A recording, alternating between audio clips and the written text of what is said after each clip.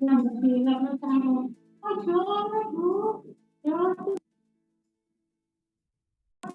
everyone. We are going to start the conference in 3 more minutes.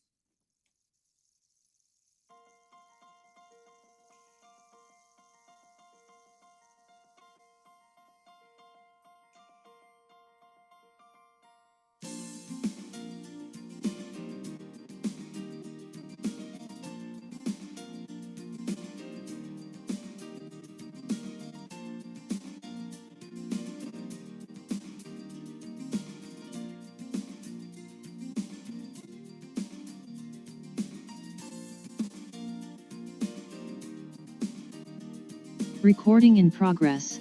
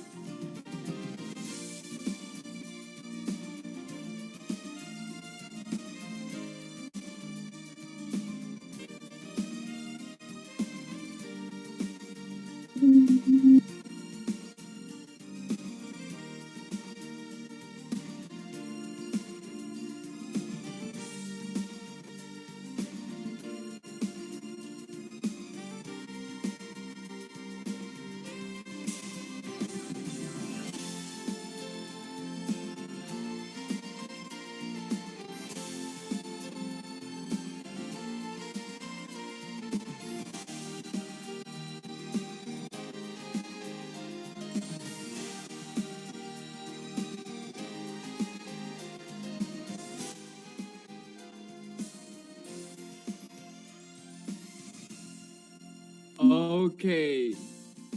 Good morning, ladies and gentlemen.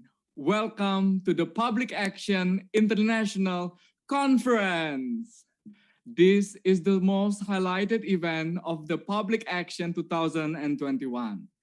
I have been observing carefully and enjoying every part of this series of events, started from the competitions, AIPC conference, mentoring, pitching, public festival, and now finally today, the Public Action International Conference.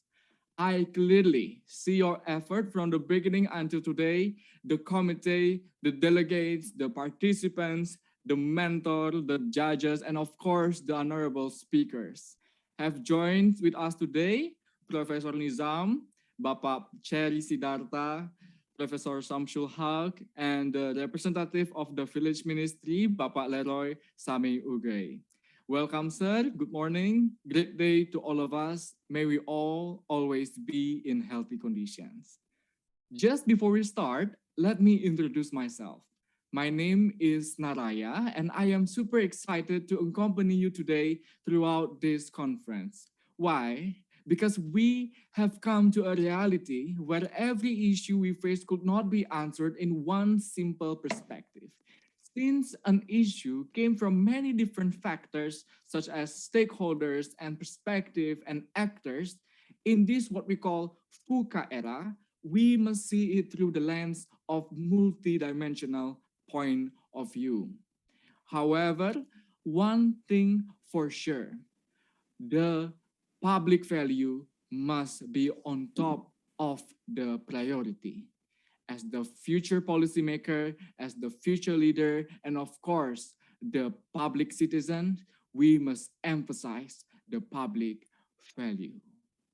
Hence, the public policy and management student of Gajah Mada University has offers the term of this year's theme of public action conference, which is the emphasizing public value in addressing perpetual social issues, a multidimensional perspective. As the perfect beginning, let us sit or stand together in a formal and polite manner to hear and sing our national anthem, Indonesia Raya. The operator, please.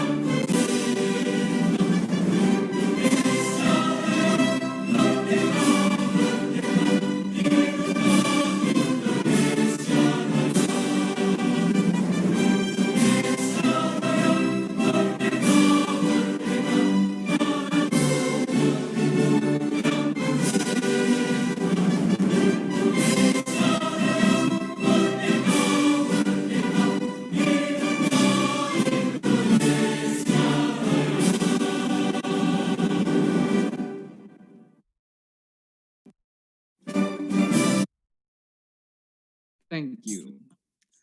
Today, together as global, we are going to learn and discuss issues from multiple perspectives, starting from SMEs, education, sustainable development policy, maintaining peace and security, freedom of expression, youth activism, collaboration, and many more, in the hope to achieve a mutual understanding of today's challenge for a better future. Also, this event could not be successfully held without our harmonious collaboration with our various stakeholders from BRI, Angkasa Pura, Luar Sekolah, and Marta Tilar. We would also like to mention our media partners, which are the Global Millennial Group, Sejuta Cita, ASEAN Youth Forum, Earth Hero, 45 Radio, SKM Bulak Sumur UGM, School Vanilla, and Media Visipol. Thank you so much for the cooperative partnerships. Now, to start with, please welcome the opening remarks from the head of Public Policy and Management Department of Gajah Mada University, Professor Dr. Wahyudi Kumodotomo. Please, the time is yours.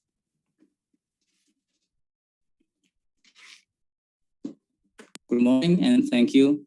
Gratitude for all the speakers, distinguished speakers, all the students and participants in this morning session, the public action that is regularly held by the Association of the Students of Public Policy and Management under the Faculty of Social and Political Science, Gajah Mada University.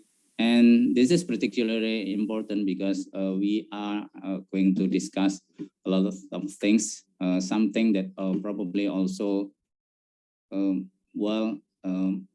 influence and also determine our future.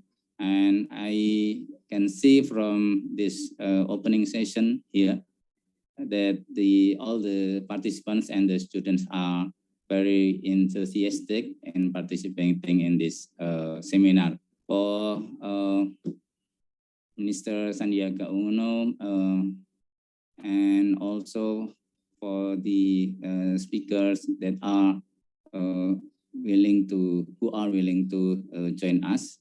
We would like to thank to all of you, and I would like to encourage all the students to participate in this session, because this is very much important.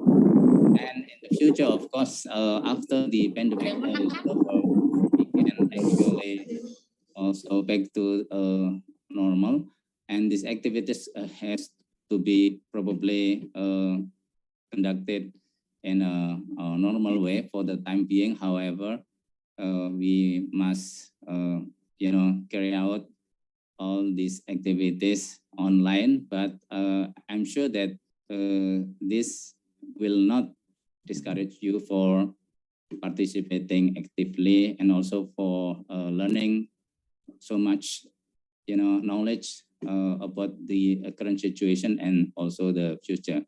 Again, thanks you for attending this seminar, public action. Thanks you. I would like to again ask all the participants to exchange their knowledge and also their opinions on the future of this, especially when we talk about the post-pandemic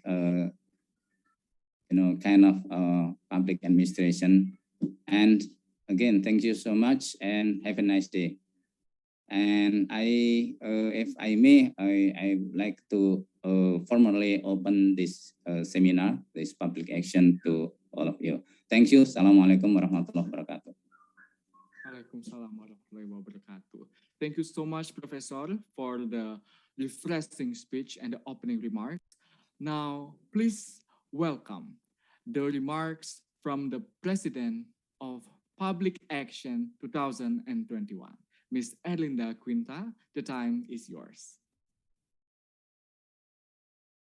Assalamualaikum warahmatullahi wabarakatuh. Good morning, everyone. I hope everyone is in a great condition today amidst the COVID-19 pandemic. Please let me introduce myself. I'm Erlinda Quinta as the President of 2021 Public Action. Okay, so first of all, I would like to thank each and every one of you for being here with us today. No words can express how grateful we are to have the opportunity to host this event and meet such amazing individuals. On behalf of the team, I would like to welcome and convey our gratitude to Mr. Wahyudi Kumorotomo, Mr. Gabriel Lele, and the whole Department of Public Policy and Management Universitas Gadjah Mada, including warga mahasiswa manajemen dan kebijakan publik, for supporting public action since the start. We surely couldn't have gone this far without their endless prayers and supports. Secondly, it is our honor to greet all the distinguished speakers who are already willing to take some time off their busy schedule to share their knowledge and experience to all of us here today. To Mr. Sandiaga Uno, Mr. Abdul Halim Iskandar, who is represented by Mr. Leroy Sami Uguy, Mr. Nizam, Mr. Tantowi Yahya, Mr. Faisal Cherry Sidarta, Mr. Ade Patmo Sarwono, Mr. Samsul Haq, and Ms. Melati Wicen, thank you for accepting our invitation. I'm sure all the participants cannot wait to get new insights and perspectives from all of you. And also thank you Ms. Putri Wiantari for completing us today by being our moderator. Through public action, we aim to build awareness toward public issues in engaging ways. By involving youth and experts from different countries, we hope to broaden the perspectives of the issues that we raised this year. Public Action had carried out the ASEAN Innovative Policy Competition that challenged the critical thinking of youth across ASEAN. Thank you for the AIPC's participants for the enthusiasm and indirect contribution in solving perpetual social issues that are happening around us at the moment. They had also gone through the mentoring session with our distinguished mentors, namely Mr. Sultan Faras, Mr. Farid Angkasa, Mrs. Indita Karina, Ms. Anggi Martin, Ms. Artika Intaning, and Mr. Muki Trenggono. On October 2, they had pitched their works and ideas in front of the judges. And finally, at the end of today's event, the results of the competition will be announced. So please stick with us. Aside from conducting an international competition, We had also carried out several projects that was mainly focusing on the local communities. One of those was a project called Imprison Perspectives of Local Creation, a breakthrough that basically is a collaboration project with the micro, small, and medium enterprises.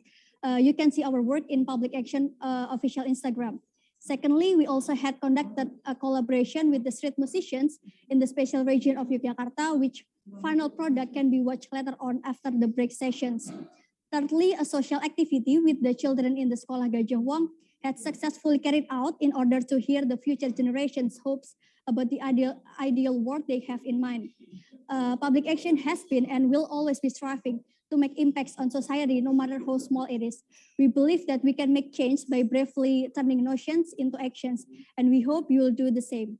That is all from me. Please enjoy today's conference to the fullest. Thank you. Wassalamualaikum warahmatullahi wabarakatuh.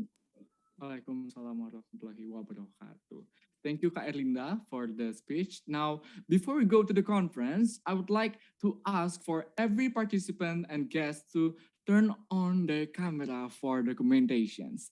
Yes, so the operator may prepare and I will lead the shots.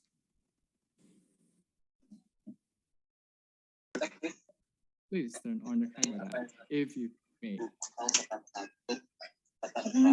Okay.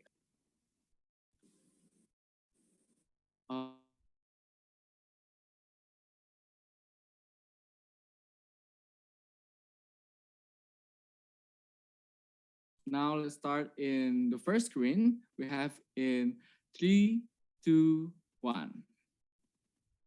Thank you. One more time. The next screen we have in 3, 2, 1. And then the next screen, 3, 2, 1. Okay. And the next screen, 3, 2, 1. Okay, I believe we have more screens to wait, please. So, okay. The next screen, 3, 2, 1. Okay, now the sixth screen, 3, 2, 1. And the seventh screen, 3, 2, 1. And the eighth screen, 3, 2, 1. Now the ninth screen, 3, 2, 1. Okay, now the 10th screen, 3, 2, 1. Okay, I believe we all have conducted the documentation as the one serious formal way to start the conference. Now, thank you for the cooperations. And finally, the wait is over. Just before we go to the conference, I need to tell you that after the conference, there will be an announcement of the winner of ASEAN Innovative Policy Competitions that Mbak Erlinda have said before from all the 3 issues. And also, there will be another winner of the best questions throughout this PIEC conference. So make sure you can give the most critical and relevant questions to the speaker later. Now, please, let me introduce our moderator for today's conference. She graduated from the Public Policy and Management Department as the best and fastest graduate predicate with experience as the junior expert staff at Indonesian Ministry of National Development Planning or Bappenas. She now serves as the Interagency Relation Analyst in the Ministry of State Secretariat. Please give a big round of applause and please welcome the Honorable Moderator, Ms. Made Putri Wiantari. Hello, Kak Putri, how are you? Hello, Nara, I'm great. Thank you. I have to make sure my voice is, my microphone is clear. Yes, it's audible, very, very clear. Okay, right. Great. Okay, Kak Putri, may you always be in healthy conditions. And yes, Kak Putri, now the time is yours. All right. Thank you so much, Naraya, for today's conference. Thank you so much for the introduction and thank you for letting me taking over today's discussion session. And good morning, honorable speakers, distinguished guests, conference delegates, and of course, my big family in the Public Policy and Management Department, Universitas Gadjah Mada, and to all participants across Indonesia. even across the world. Hopefully everyone is doing well and healthy even in the midst of limitation due to the current pandemic situation. Welcome to the main session of Public Action International Conference entitled Emphasizing Public Value in Perpetual Social Issues, a Multidimensional Perspective.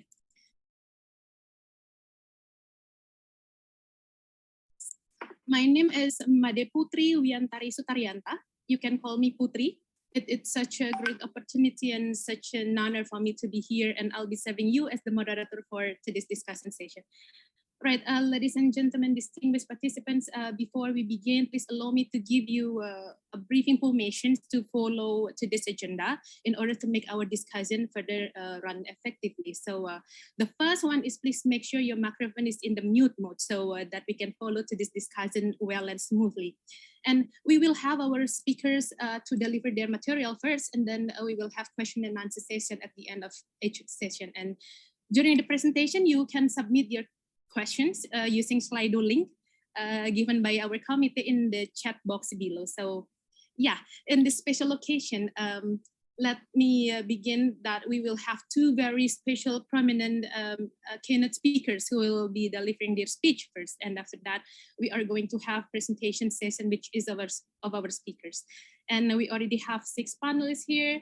Bapak Professor Nizam will join us in the first session, and then Bapak Faisal Cherry Sidarta, and then Bapak Syamsul Haq. And after that, we will have a break for a while. We will continue for second round. And for the second round, we will have an explanation from Ibu Melati Wezen, founder of Utopia. And then when we will have presentation from Bapak Ade Padmo Sarwono. And last but not least, we will have Bapak Tantowi Yahya.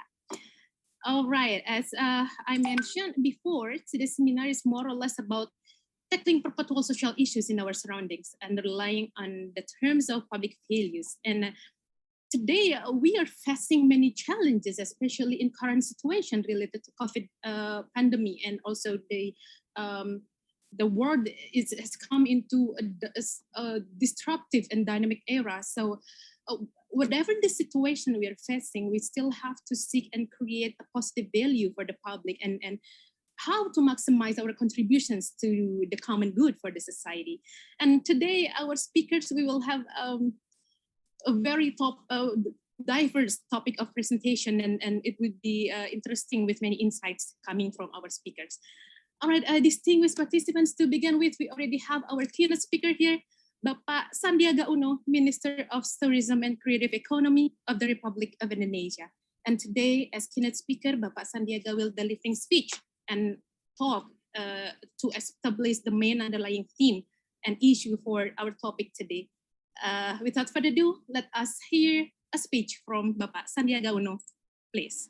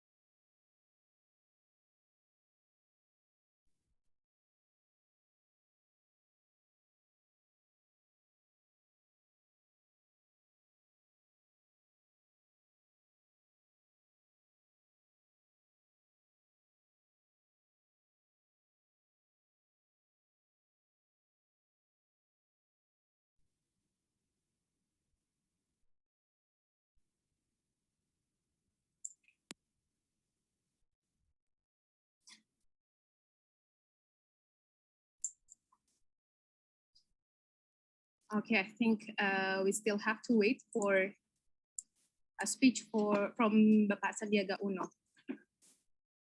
How's it, the team? Are you okay? Yeah, sorry for the technical problem. Please, the operation.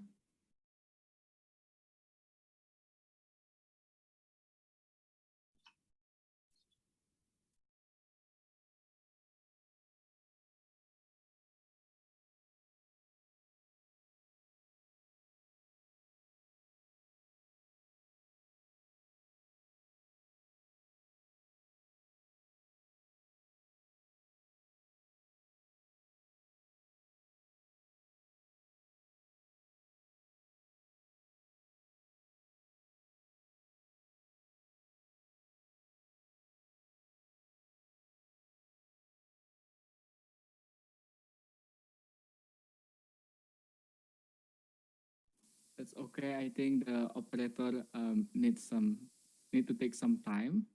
Putri, we're Yes. sure need to wait for a moment.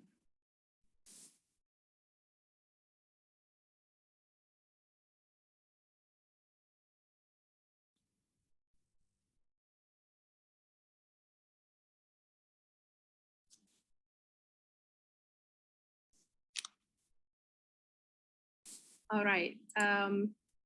I think there's still a problem with the operator. Yeah. We are really sorry for that. But I think we have to move on to our second speaker first. Right.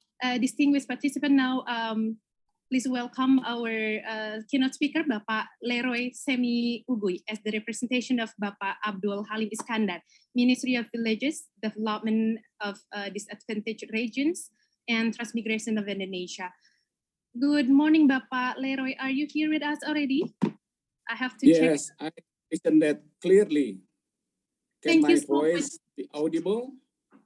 Yes. It's very clear. Thank you so much, Bapak Leroy.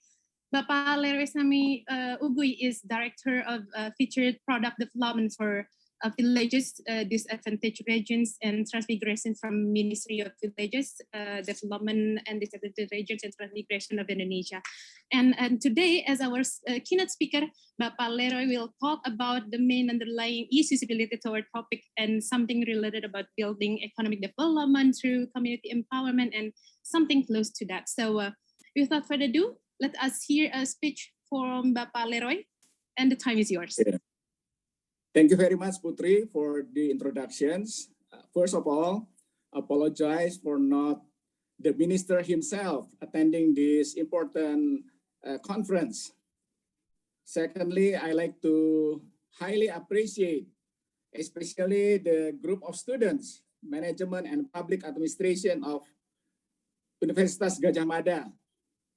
And the third one, specifically, I like to say thank you very much for the president of the public actions, Mbak Erlinda Kinta, to let us have this session, especially for me, myself, representing the Ministry of Village, Development of Disadvantaged Regions and Transmigrations. As mentioned by the presidents, this is where the place of knowledge sharing. At this time, I like to introduce what we have in terms of government policy that made into actions, especially in the topic of building economic development through community empowerment. I like to share these pictures. Please continue to the second slide.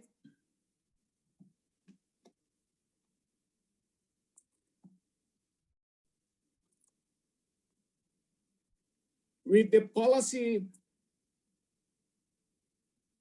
we have in the Ministry of Village, and then what we have a program that can be taken.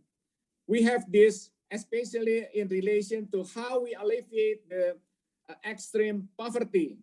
So this integrated local economic transformations, we call in bahasa is transformasi ekonomi kampung terpadu. We have these keywords, the transformations, the change that never ever stop wherever we are. As the background in this study or in the field of public administrations or management itself, the change itself is never stop. So we take these keywords, transforming what we can do in the field. So we take these integrated local economic transformations as the concept, how to change the community, how to change the level of economic development based on the household level, based on the part of the village, based on the village itself, based on inter-village, all the way up to kabupaten or even province and later nationally. we are entering the transforming economic nationally, starting from villages. If we are taking that keywords, change, transforming, we need a strategies. We are taking these strategies to capacity building, facilitating and coordinating, and applying the value change initiatives. As we know, most of the villages in Indonesia based on agriculture related activities or agriculture industry. So we have first strategies. We are taking 3 steps: capacity building, facilitating and coordinating, and we are applying the value change initiatives. What direct outputs we are looking for? First, community empowerment and local governance for village development planning. The second one, inclusive community development processes conducted and documented in village development plans. Between brackets, we put the words women and youth. I like to express on that one. We have now the Undang-Undang Desa, village law. The authority in choosing the plan, in implementing the plan, executing that one is authority is in the village itself. We are looking for the women, we are looking for the youngs to be more and more participate in these decisions. They choose what the desas or the village needs to do, and then they're expecting output for that one. So we will see also how important is this youth and the women, especially. The third one, the direct output of this is appropriate market-oriented enterprises form as sustainable businesses with established market linkages. What desired outcome we would like to have from these direct outputs we lay out. First of all is increase awareness of village law and village development planning processes. We need to hook up whatever we have planned to the cycles that we have in planning and programming and implementing the budgeting each year. Secondly, we would like to have these direct outcomes, effective allocations and utilizations of village resources in participatory manner. Again, stressing on women and youth. As we know, when we are in the grade schools, 1 to 12, most likely we live in the village itself or close at least to the kecamatan. But when we need to go to the college, it's definitely outside of the villages. For instance, in the Jogja area, they need to go to Kota Yogyakarta, or even if they need to study engineering, maybe they may choose go to Bandung or whatever, maybe for the medical, they are going to Jakarta, Surabaya, or whatever. But through this Undang-Undang Desa, village law, we would like to have them learn to go back to see the desa, to go back to see the village, build the village, develop the village with their own capacity. So we are saying that as a U-turn policy, we are looking for the more and more youth, women and men to go back and see the villages, develop their villages. We have more and more resources for that one. How big this Dana Desa right now? How big is the alokasi Dana Desa from the kabupaten and the province right now we have? So many resources need to be managed well so that all the development can be seen and then can be felt by everyone. And the third one is enhance investment in agriculture production and rural enterprise development. The fourth one, enhance economic and job opportunities in rural areas. Especially, we are looking at the easternmost Indonesia. We're starting from the most extreme poverty that we have still a lot of them in West Papua, Eastern Islands, Maluku, and North Maluku. So these integrated local economic transformations have their piloting in those areas. We will see on the below on the below layers, the target group and then the locations. But before having that one, I like to continue to end this change theory through the integrated local economic transformation to the impact level changes. What we are looking for this one. First of all, better village planning process and improve local governance for long term, not short term. But we have the 5-year plan term, but even more than that one for 10, 15, or 20 years to go. The second one, improve coordination among stakeholders. With this, is not only the apparatus or the apparatus, but also the private sector, but also the association. And definitely important is the university where they are located. The third one, better and equitable resources for women and youth. Again, stressing on women and youth. The fourth one, improve agriculture value chains. We would like to find the highest value through the processing that we might introduce in the villages we have. And then the fifth one, sustainable rural enterprise and livelihood development. This is the change theory we would like to introduce. What the government, especially the Ministry of Village, have done this one. We are introducing this approach, especially to the most extreme rural poverty. We have almost 1,200 villages within this target, and it's going to be in 5 provinces, especially Eastern Indonesia. As I said earlier, Papua, West Papua, Maluku, North Maluku, and Eastern Island, Nusa Tenggara Timur. It is expected more than 250,000 direct household beneficiaries.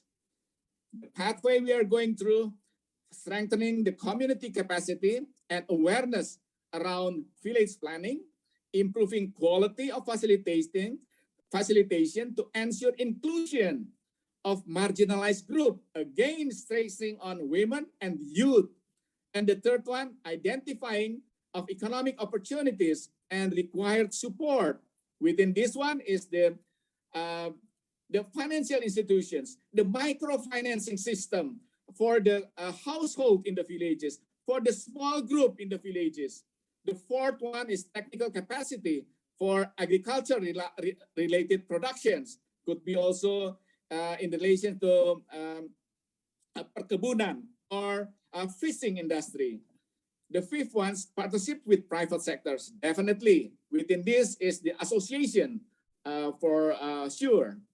We are assuming this could be done if village commitment to improve planning process and ensuring inclusive practices. We need more and more universities, I guess, to look after the villages around the universities, or even if they have the resources, can go far. I remember some of the UGM students was sent to Papua or West Papua in the field to see how their local governments can handle their planning process, can handle the implementation of their planning. The second one, improve physical infrastructures, will encourage increased farm investment and facilitate market linkages. And then the third assumption, private sectors are open for partnership with communities in remote locations of Eastern Indonesia. The last part of this diagrams is I'm showing these pictures. It is well known among more than 170 countries in the world as they ratify these sustainable development goals. Through this approach, the integrated local economic transformations, definitely we are looking for less and less poverty, less and less hunger. We are creating the gender no difference or equality, and all the related infrastructures, industrial related to the villages, what we can provide all this to the sustainable development goals. As Indonesia also have these ones, SDGs toward 2030s, and we implement that and we use this one, putting the village at the back. they call the SDGs Desa. So well targeted to most of the programs and activities at the villages. I like to stop here. Hopefully this is not more than 5 minutes that assigned by the organizing committee. Thank you very much, moderator, for this opportunity. Again, the Ministry of Village is so thankful to have this opportunity to share the knowledge, to share the policy we are taking to everyone, especially this important conference, Public Actions International Conference held by the students group for management and public administration at UGM. Again, highly appreciated. Thank you very much. Thank you so much, Bapak Leroy, for your extensive explanation related to the integrated local economic transformation. This is such an important point for all of us to know and understand government's programs and strategic way to give a significant impact to the development at local level. And you mentioned about capacity building, facilitations, coordination, and so on. And it's interesting to know the villages hold the powerful role in giving contributions to the national development and economic growth as well. Once again, thank you so much, Bapak Leroy. Ladies and gentlemen, please join me to give a big applause to Bapak Leroy. Bapak Leroy, please stay tuned with us here because after the first speaker, we would like to deliver the certificate and documentation process. Thank you so much. And after this, I think we are going back to our keynote speaker, another keynote speaker, Bapak Sandiaga Uno, about is it working with Bapak Sandiaga Uno? Yeah. Okay, please, operator.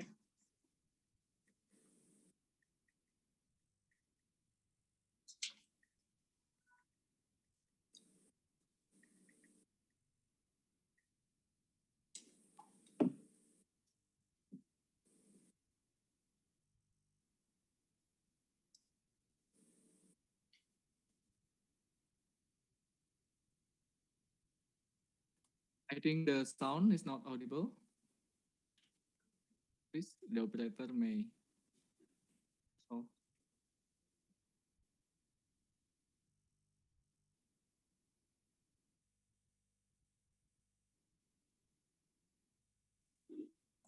Yeah, I think it's still muted.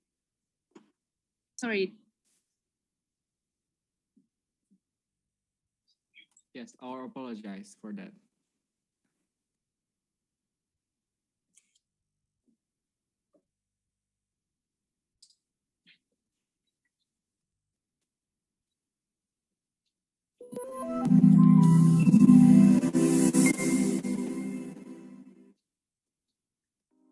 Bismillahirrahmanirrahim. Assalamualaikum warahmatullahi wabarakatuh. Salam sejahtera bagi kita semua. Shalom, Om Swastiastu, Namo Buddhaya. Salam kebajikan, salam sehat, salam Indonesia maju penuh semangat. Yang saya hormati para pengurus dan anggota Departemen Manajemen dan Kebijakan Publik, Visipol, Universitas Gadjah Mada, dan seluruh peserta Public Action Conference 2021 yang saya banggakan. Di tengah pandemi COVID-19 yang penuh dengan tantangan, saya sangat mengapresiasi inisiatif dan komitmen para mahasiswa manajemen dan kebijakan publik UGM untuk menyelenggarakan serangkaian kegiatan yang positif dan bermanfaat bagi masyarakat. Mulai dari mengadakan lomba inovasi kebijakan se-ASEAN hingga membantu UMKM bertahan di tengah pandemi yang dieksekusi melalui produksi berbagai konten kreatif. Pandemi COVID-19 dapat dipandang sebagai isu sosial yang berkepanjangan yang memiliki kompleksitas tinggi dengan dampak tidak hanya pada bidang kesehatan tapi juga di bidang ekonomi. Tantangan besar pandemi menuntut organisasi publik harus berinovasi untuk menopang kebutuhan masyarakat. Terlihat dari sektor pariwisata yang mengalami penurunan dari jumlah wisatawan. Selain itu, isu tenaga kerja hingga kebijakan pembatasan yang dilakukan negara-negara di dunia menjadi bahasan penting di sektor parekraf. Hal ini membutuhkan beragam perspektif sebagai bahan pertimbangan dan rekomendasi pengambilan kebijakan. Di tengah pandemi ini, sebagai public policy makers, kita diharapkan dapat memastikan bahwa seluruh masyarakat dalam keadaan aman, serta mendapatkan manfaat seluas-luasnya dan sebesar-besarnya dari kebijakan yang kita terapkan untuk membuka lapangan kerja. Di kesempatan kali ini saya mengajak Bapak Ibu dan seluruh rekan-rekan untuk terus berkolaborasi untuk menyusun dan mengimplementasikan kebijakan di sektor publik yang selalu memberikan jaminan keselamatan dan keamanan bagi publik sebagai warga negara yang dilindungi. Pada kondisi sekarang, memastikan public value creations dalam skema kebijakan publik dalam menanggulangi pandemi sangat diprioritaskan untuk menjamin keberlanjutan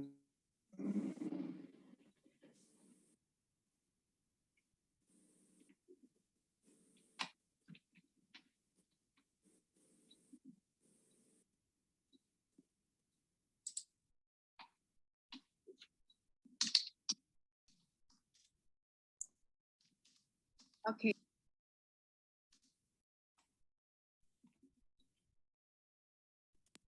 Santi Om. Wonderful Indonesia.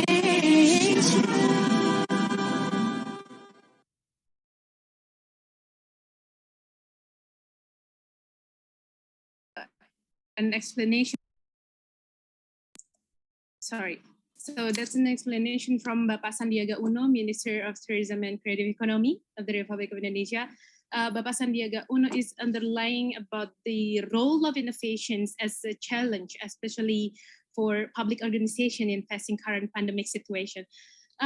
We must be able to adapt to meet the needs of the community and whatever the situation we are facing, we have to prioritize the public value delivery to the public.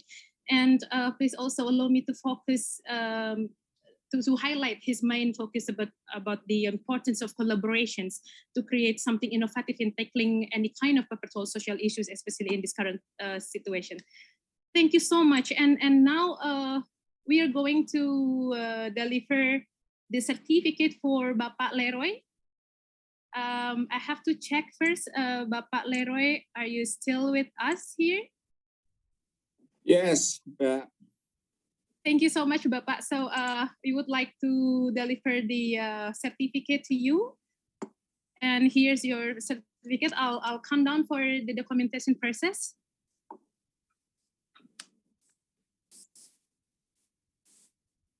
Right.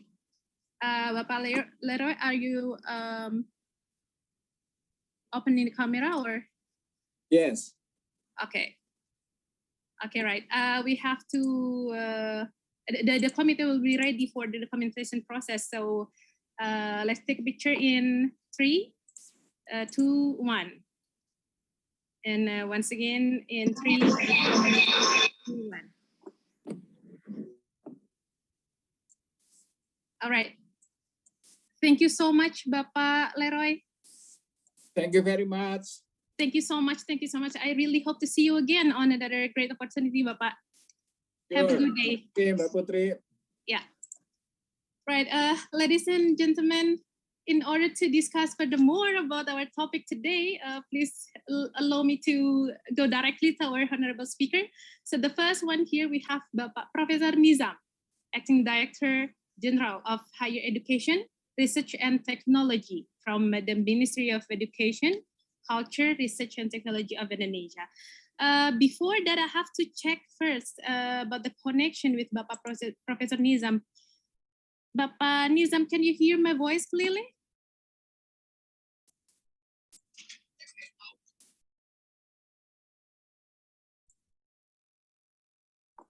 Due Bapak to the Professor network Nizam? error, due to the network error that Pak Nizam is currently having, please Okay. we may continue to the second speakers. Okay.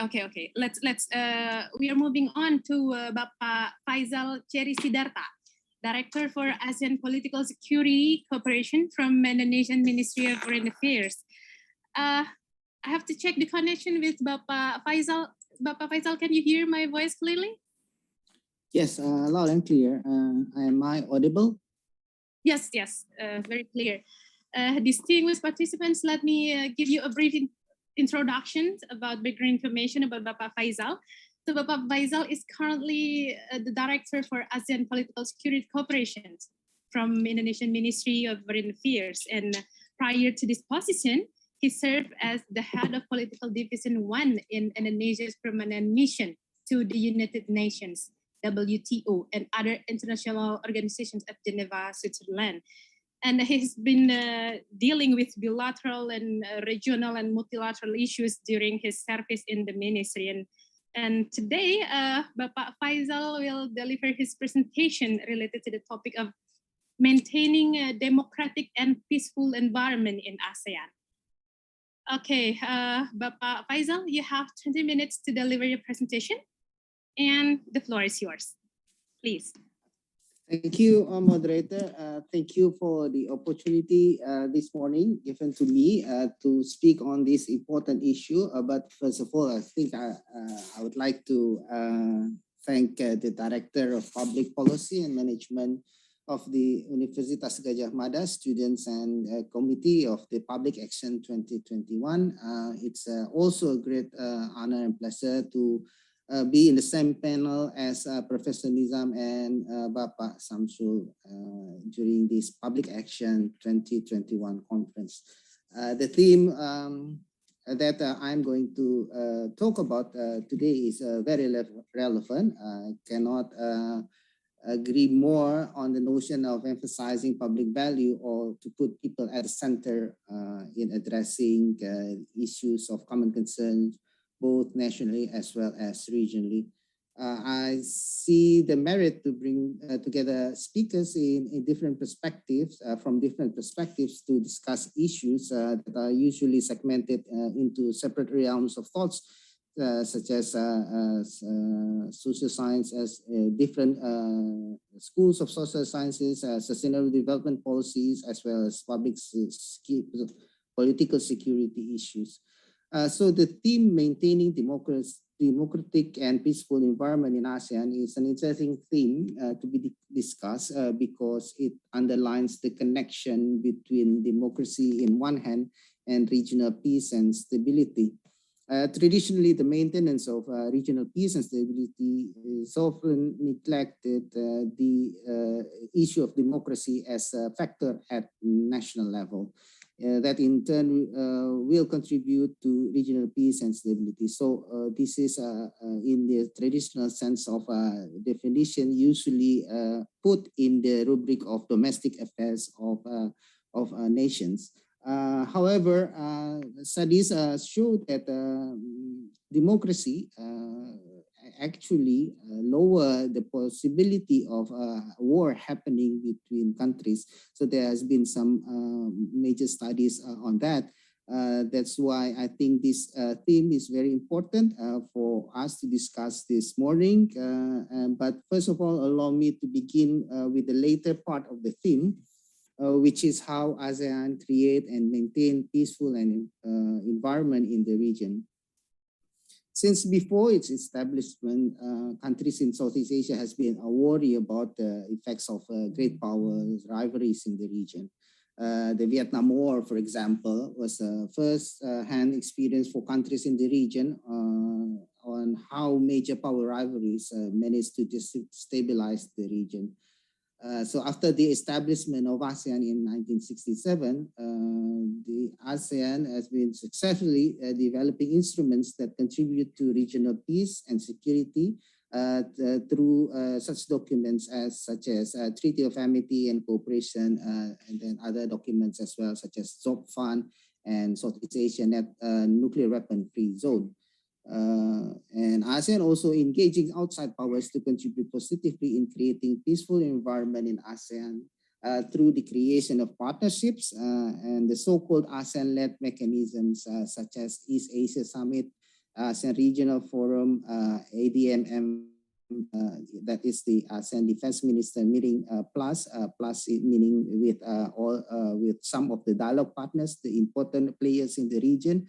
To ensure a rules-based regional security architecture where ASEAN lies at the center of their evolution. So these efforts from ASEAN is actually based on the thinking that when we have an external environment that is peace and stable, then members of ASEAN can focus on economic development.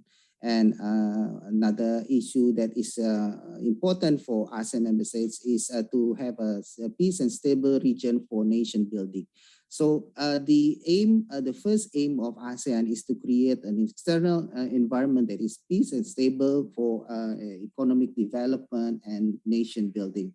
Now, as we have observed lately, this architecture is being challenged by several new developments, such as the rise of China as the world's superpower in terms of economic and increasingly in terms of military power. ASEAN lies at the forefront of China's growing influence. As we all know, China is ASEAN's biggest trading partner, and vice versa, with the trade volume hitting 4.74 trillion yuan, or more or less US dollar 731.9 billion in 2020. Another factor besides the rise of China is the growing tension between the United States and China. The United States has long been ASEAN's close partner. Since after the Second World War, it has maintained its presence in the region as a resident power and maintained alliances with several ASEAN member states. In fact, but however, in the past few years, we've seen another development that is of concern to all ASEAN member states. I'm talking about the development of Quad, for example, and more recently, the establishment of AUKUS that leave ASEAN out. There is a concern because ASEAN lies at the center of this evolving new regional architecture. And ASEAN is looking and discussing of where to put us in this new configuration. Obviously, these two new developments need to be followed closely because it has the potential to return the region, Southeast Asia, to Cold War situation and escalate tensions, particularly in the South China Sea. So that's why ASEAN member states are following these developments very closely because as I mentioned earlier, that what is needed by ASEAN member states is stability in the region for them to develop their economy and to continue on with their nation building project. I'd like to quote at this point the latest press briefing by Indonesia's Foreign Minister, Ibu Retno Marsudi, after the ASEAN Foreign Ministers meeting earlier this week on the 4th of October. She says, I quote, "It was explained that the great power rivalries continues to sharpen and potentially splitting up unity between ASEAN member states and add to the potential threat to peace and security, stability in the Indo-Pacific region." So this is currently what we are framing about the potential of these new developments to peace and stability in the region. The possibility of these new developments to again divide countries in the Southeast Asia into camps, into different alliances and different affinities and different configurations. So this is already a concern from Indonesia, and we are looking at this on how to strengthen the ASEAN unity and centrality. Of course, the efforts cannot be only from the external environment, meaning that through diplomacy, Indonesia tried to put forward its leadership to strengthen ASEAN unity, but it needs to be addressed internally as well. Going back to the external efforts in 2009, looking at this situation, Indonesia then initiated what is called the ASEAN Outlook on the Indo-Pacific, that is aimed to alter distrust and into strategic trust, rivalries into cooperation. Through the outlook, ASEAN stressed the importance of inclusivity, openness, and transparent in making cooperation. The principle differentiates ASEAN's own understanding of regional architecture compared to the similar concepts proposed by countries outside the region. It is not targeted to contain or to take sides to any sides. As we all know, other similar concepts on the Indo-Pacific posed by countries outside the region is actually has been discussed as a way to contain another major power in the region. It comes from the understanding that regional security and stability are preconditions for national development and prosperity, as I mentioned. Now, these are the developments and efforts from ASEAN to make its external environment more peace and stable for them to develop and to do their nation building. But however, how about the internal issue of democracy? That's why now I would like to turn to the issue of democracy as a contributor to peaceful ASEAN. The question is where we are in ASEAN in terms of democracy. Many institutions or NGOs have been making ranks about the democratic level of each ASEAN member states. I can tell you that the numbers is very varied. The highest is in the 40s and the lowest is even in the 155. So taking that, it is already a challenge for ASEAN to make democracy as a unifying issue in developing ASEAN community. But however, the commitment is already there that the ASEAN community, which we are developing now, should be based on its people. Even though that the situation is very diverse, there has been some efforts to address this by making some efforts through some plan of actions, like for example, in 2003, already before the charter, ASEAN member states already committed to not condone unconstitutional and undemocratic change of government. And another element that is important, already mentioned in 2003, is the promotion and protection of human rights. These are the two elements that later on was translated and put into the ASEAN Charter. I'd like to mention that this principle of constitutional government is mentioned as one of the principles of the ASEAN Charter. And with regard to the human rights, it is it's even made more concrete by establishing the so-called ASEAN Intergovernmental Commission on Human Rights. And there is a specific chapter in the ASEAN Charter on the ICHR as the overarching human rights body. That is Article 14. So let me just go back what I've been explaining so far. So before the founding of ASEAN, countries in Southeast Asia that would later become states, member states of ASEAN, were involved in military conflicts with each other, including Indonesia. So what is important for them is to create and maintain an external environment that is peace and stable, that enable them to prosper and to continue on with their nation building projects.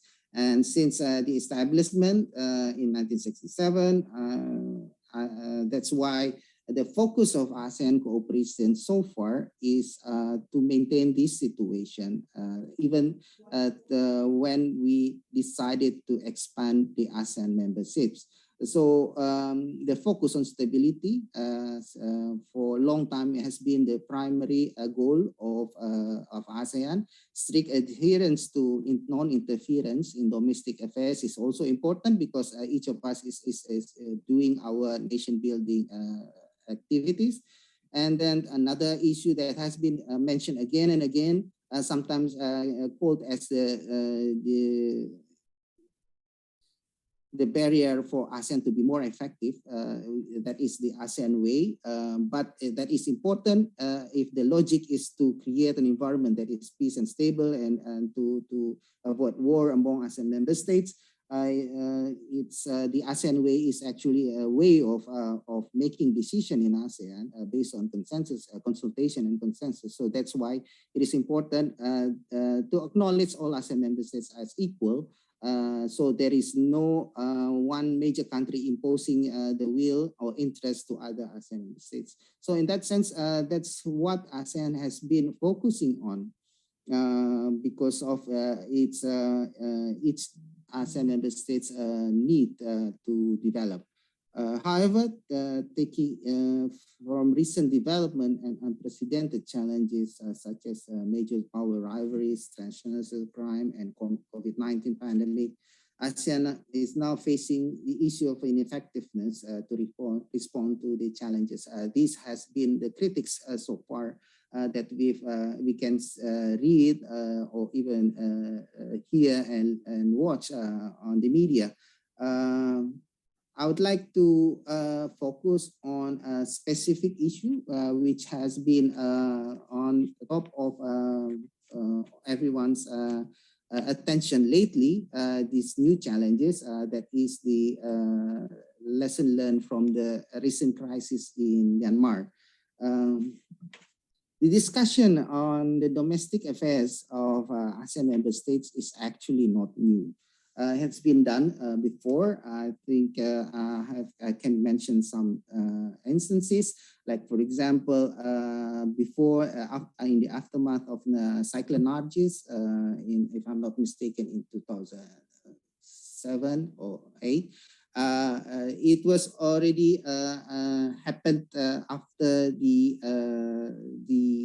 military action in Myanmar. So at that time, ASEAN member states already made statements on the situation that is traditionally considered as domestic affairs of another country. There are other instances like statements on the situation in Thailand, for example, when there was a major demonstration happening in Thailand, and also some other instances in the history on the situation in Cambodia, for example. So the discussion on the domestic affairs of ASEAN member states is actually not something new. It has been done before, but the framing of this discussion is remains up to until now that this discussion is conducted as one family. So one family discussing and helping each other to solve their issues.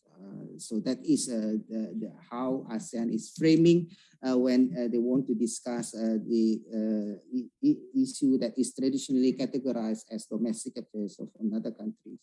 Although the ASEAN Charter upholds the principles of non-interference in domestic affairs of ASEAN member states, it does not preclude discussion on the term emergency situation affecting ASEAN. So this is the phrasing in the ASEAN Charter that is really flexible to accommodate the possibility of discussing everything under the sun that is considered emergency situation that affects ASEAN. And then the ASEAN member states should take appropriate action. So this is in line with Article 7.2.d of the ASEAN Charter. Going back to the issue of Myanmar, since the beginning of the coup in February 2021, ASEAN has been active in trying to support in finding peaceful solution to the political crisis in Myanmar. As you all already probably know, that in April, the leaders of ASEAN and the leaders of the military junta met in Jakarta. It was a very historic meeting, not only because it during the pandemic, the height of the pandemic, but it also took place during Ramadan, and it was the first time that the meeting at the leaders level was held in the ASEAN Secretariat. So that is an evolving ASEAN progress in ASEAN that is worth noting, that there is slowly a recognition of Jakarta as the diplomatic capital of ASEAN. So before, usually leaders meet in the capital of the chair of the current chair of ASEAN. But this time around, it was decided that the most neutral venue for the leaders to discuss the issue of Myanmar is in Jakarta, in the ASEAN Secretariat. So the government of Indonesia, despite all the difficulties during the pandemic and the Ramadan month, decided to support this and facilitate the convening of the ASEAN leaders meeting. And the outcome of the ASEAN leaders meeting, of course, the 5-point consensus. In the 5-point consensus, this is a decision to appoint the special envoy of the chair of ASEAN to facilitate peaceful dialogue among concerned parties in Myanmar. Based on that, ASEAN has also started to deliver humanitarian assistance in Myanmar. So I can give you the information that recently approximately $1.1 million worth of medical supplies was delivered to Myanmar on 15th of September 2021, including some humanitarian assistance from Indonesia. And in total, when we had a pledging conference to raise fund for humanitarian assistance in Myanmar, ASEAN managed to raise around $8 million in monetary and in-kind pledges of medical supplies and equipment. Now, after 6 months since the ASEAN leaders meeting in April, critics point out that there has not been any significant, or even some say that there is no progress in the implementation of the 5-point consensus. That is a concern of I can say of 9 ASEAN member states of this situation. The slow progress of the implementation of the 5-point consensus is not only because of the uncooperative stance of the military junta, but also reflects the diversity of ASEAN in terms of democratic development, the application and the understanding of the non-interference principle, and how far the internal affairs of its member states can potentially affect peace and stability in the region. In short, whether the Myanmar issue is a regional issue. Like I explained earlier, that the main concern of ASEAN since its establishment is a peace and stability in the external environment in the region. So some questions whether this issue, the crisis in Myanmar, merit the discussion at ASEAN level when it is not clear whether it has a clear impact on the regional peace and stability. However, the issue of Myanmar is still evolving. Understanding this process, I would now, before closing, I would seek the view from you through the discussion of what strategy that should be pursued by Indonesia, for example, in order to address this issue.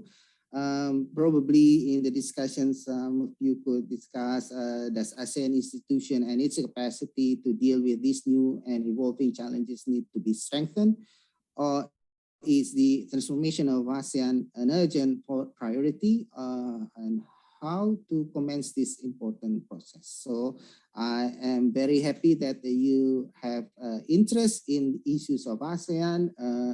Another question that is pertinent and I think worth discussing in depth is what principles should be accommodated in advancing ASEAN unity and centrality in face of the current and future challenges.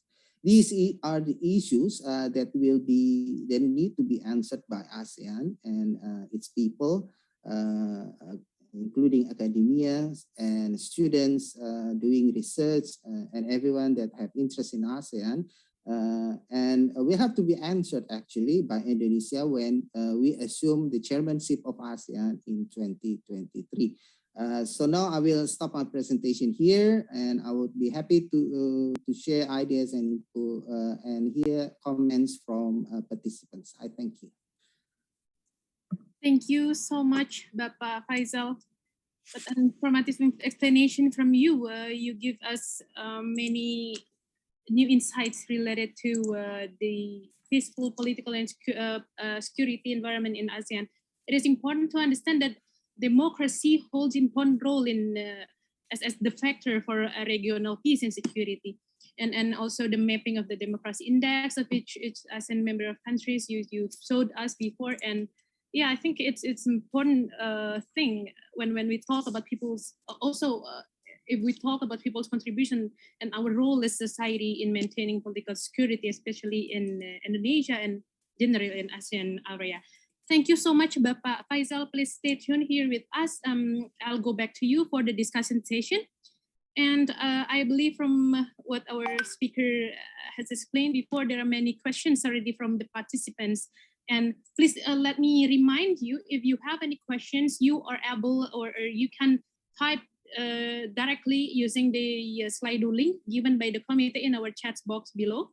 And before we are going to discussion session, let me invite our last speaker in this first round. We're trying to connect with Bapak Professor Nizam, and I'll let you know the update later on. Mr. Syamsul Haq, Associate Professor at the Department of Political Science, National University of Singapore. Before we begin, I would like to check our connections. Good morning, Mr. Syamsul Haq. Are you with me? Yes, yes. I need to share the screen to upload my PowerPoint. Yes. Yeah, I got it. Okay. Yeah. Great. Can you see? Not yet, but I think it's working. Okay, now it's we are able to see it. All right. Okay. Okay. Okay. So now it's 12, 14 or 15. So anyway, so this is lots of slides. I have lots of content in the program. There's I'm the professor at the Department of Political Science in US in Singapore. And today the topic given to me for discussion is about sustainable development policy, responding to perpetual social issues among ASEAN countries. So as we know that sustainable development has become a wide-ranging global issue. And you can see what's happened recently, just within last month, actually, in California, in Canada, British Columbia, in Greece, heat wave and burning everything. So it's a kind of concern, global concern has increased a lot. And then President Donald Trump, past American president, withdrew from this Paris Agreement. Then Joe Biden, the current president, has again coming back to the agreement. It's also controversy, lots of debate. So because of this, I think that overall, there is a need for rethinking sustainable development, overall globally, beyond ASEAN. I think that because of this tremendous amount of disaster, disorder in environmental issues, sustainability issue, many global summit conferences, protocols made, convention, law, institutions, so many kind of exercise. Millennium Development Goal, Sustainable Development Goals just came 2015, and most countries accepted. 193 countries had ratified all these conventions. So, but the problem remains, there are lots of conceptual problem, strategic problem, practical, unsuccessful situation in maintaining environmental sustainability. And ASEAN, countries Southeast Asia, is very important region in the world because of humid tropics, climate variation affected tremendously by this region, Southeast Asia. Then 2/3 of the tropical rainforest in Southeast Asia. Economic success, tremendous success in the last 30, 40 years. You know, all countries Southeast Asia done very well based on a massive expansion of urbanization and industrialization.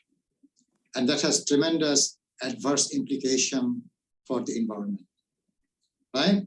And then we can discuss about the sustainable development initiatives in Southeast Asia, all ASEAN countries, global level, regional, national, local, but still, despite all the initiatives taken, still the worsening environmental situation. So we can look at the measures taken by ASEAN countries. At the global level, they have ratified most of the international UN, convention, protocol, agreement. Most of the countries in Southeast Asia has actually ratified, agreed, accepted all these convention, international convention.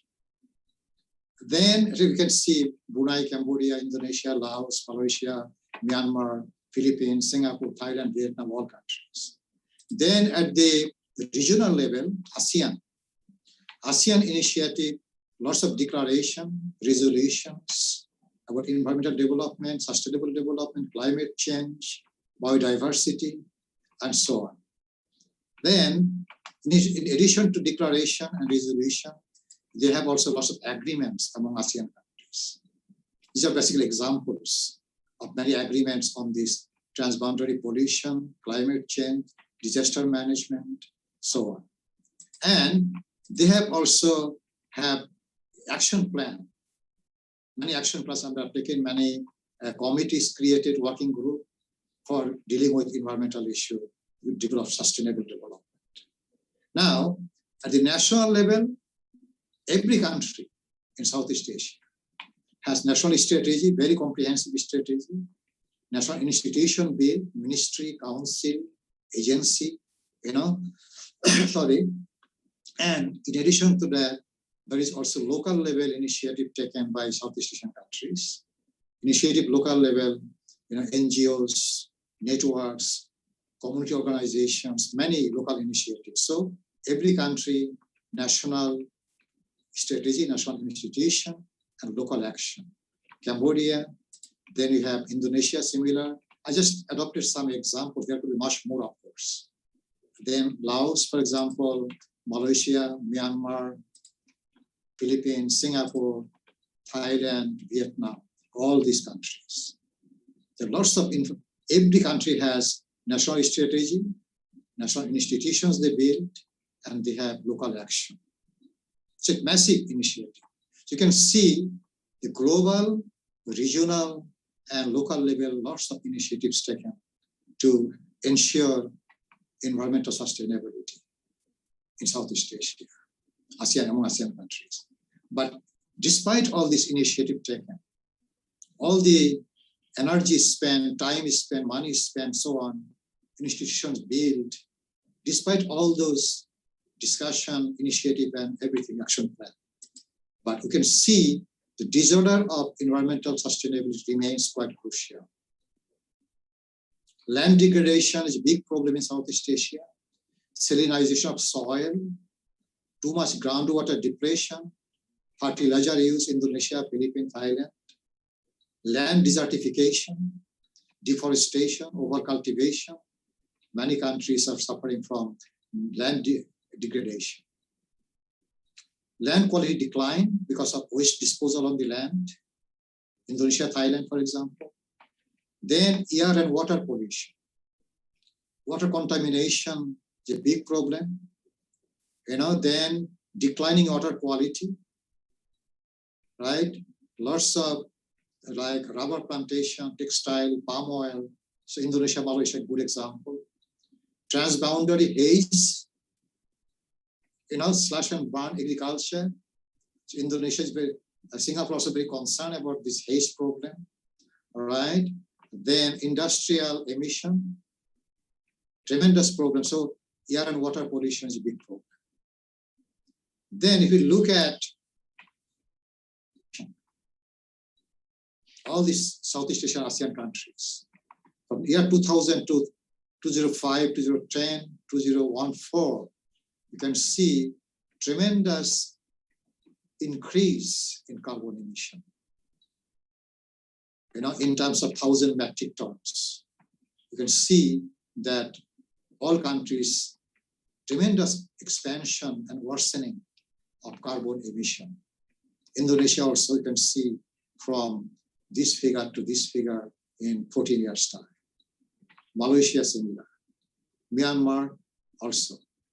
You can see tremendous amount of worsening condition of carbon emission.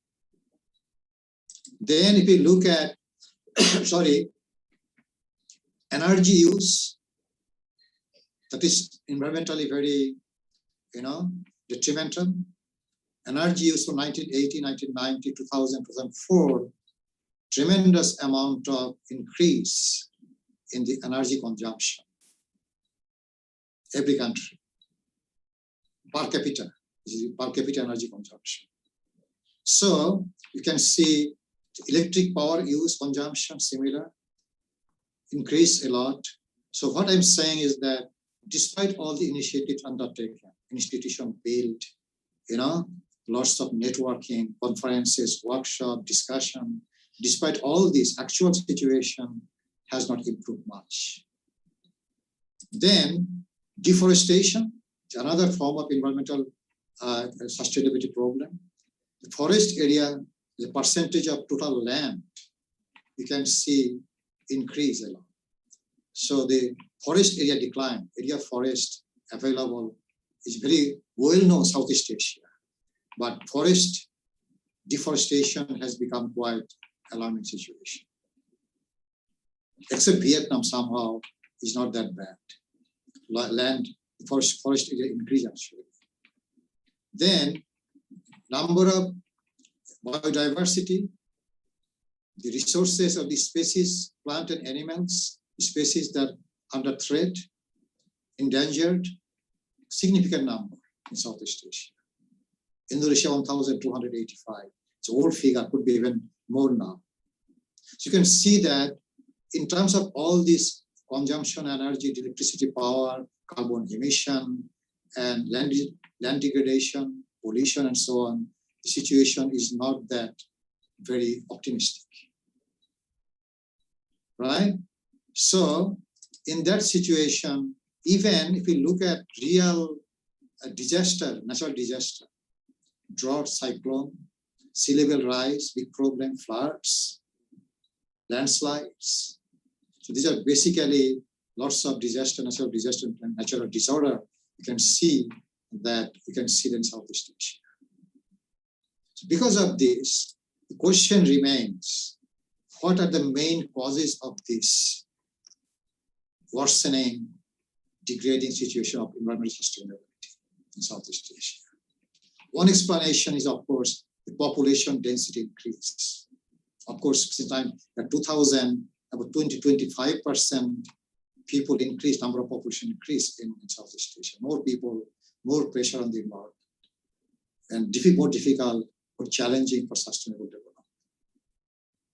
Similarly, the ideology of economic growth, if you look at the Southeast Asia as a whole, ASEAN as a whole, the main philosophy, main ideology has been economic growth. 5%, 10%, double-digit growth.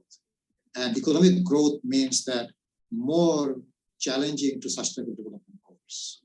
Because economic growth requires rapid industrialization, rapid urbanization, urban expansion. Intensified a lot. Urban expansion, industrial expansion, tremendous amount. Then recently, since 1980s onward, pro-market policy, neoliberal policy, pro-market policy, business-like reform, and then intensive consumerism. Tremendous amount. Consumerism, globalization of consumerism all over the world, including Southeast Asia. It has tremendous adverse implication for environmental sustainability. And worsening condition of income inequality. Poor people has no choice. They have no choice but to, so they have to look at the forest, virgin forest, depend on that, slash and burn, look for land, landless farmers. Rich people, on the other hand, consume things that are extremely detrimental to environment. Car, air conditioner, electronics, and all kinds of things consumption consume. Tremendous bad impact on environment. And if you look at some of this research done by International Energy Agency, 2016. So basically, yes, this Southeast Asia did tremendously well in terms of economic growth. Population increase, right? And urban, people live in urban area, increased by 45%. Just last 20 years. Energy demand increased by 55%. Then industrialization, it's a tremendous amount of impact of chemical products, industrial toxic materials released, and energy consumption, and all these have implication for greenhouse effect. The Asia Pacific middle class, upper middle class, lifestyle changed. The lifestyle is unsustainable. Processed food, transport, energy, all these are tremendous amount of consumption. Then if you look at private car, it's interesting. The double from 2000, 10 million in Southeast Asia. But today, 20 million, double. And it was, figure is 2016, could be even more than 20 million. These are implications for environmental sustainability. If we look at urbanization, tremendous rapid urbanization of Southeast Asia. Main traffic congestion, declining air and water quality, and waste disposal, so on. So basically, look at this figure here. So at 1890, 2000, 2015, 2040, significant increase of percent of people living in urban cities. Tremendous impact on the environment. So overall, we can see this particular dimension. Then question is the limitation of governance of environmental sustainability. Main limits is that inappropriate national policy. In ASEAN countries, institution build often inappropriate. Industrial expansion, rapid, as much as possible, as fast as possible, and urbanization. It's definitely environmentally hazardous. Then international law, institution build, lots of convention, protocol, United Nations, many organizations, many, legal measures, but non-binding, nobody listens. Non-binding means that many countries don't bother about this thing. They formally sign the document, ratify, but they don't follow. The biggest polluter like America, they don't comply. Biggest polluters in the world, they don't comply. Right? Then, it is the Western Europe and North America. Their MNCs coming to Asia, Africa, they are basically polluters. They're one of the main attractions of MNCs coming to poor countries. Not only cheap labor, but freedom to pollute. Emission, no problem, nobody control. We invite them, please come, cheap labor, everything fine, but to pollute. Then all the concepts of sustainable development, so far, they not compromise economic growth. Growth is everything, economic growth is everything, at any cost. Consumerism, consumption as much as possible, all kinds of products, right? And they don't address the root cause of the problem, the poverty and inequality.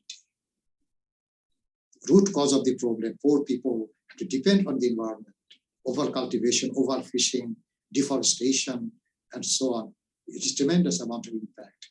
And also the global danger, globalization of this foreign investment, open trade, this is a tremendous implication. Market force, they don't really care much about, the environmental issue. Their main concern, profit. Profit is the main concern. So now the last slide is that what can be done? In this kind of situation, this big global problem, regional problem, national problem, local problem, this cannot be resolved by few solutions, 1, 2, 3, 4, 5, 10. No, it's not going to happen. Actually, they're not looking at the root cause, the main problem. First of all, the whole approach to sustainable development, all the international have done it, eco-holistic approach necessary.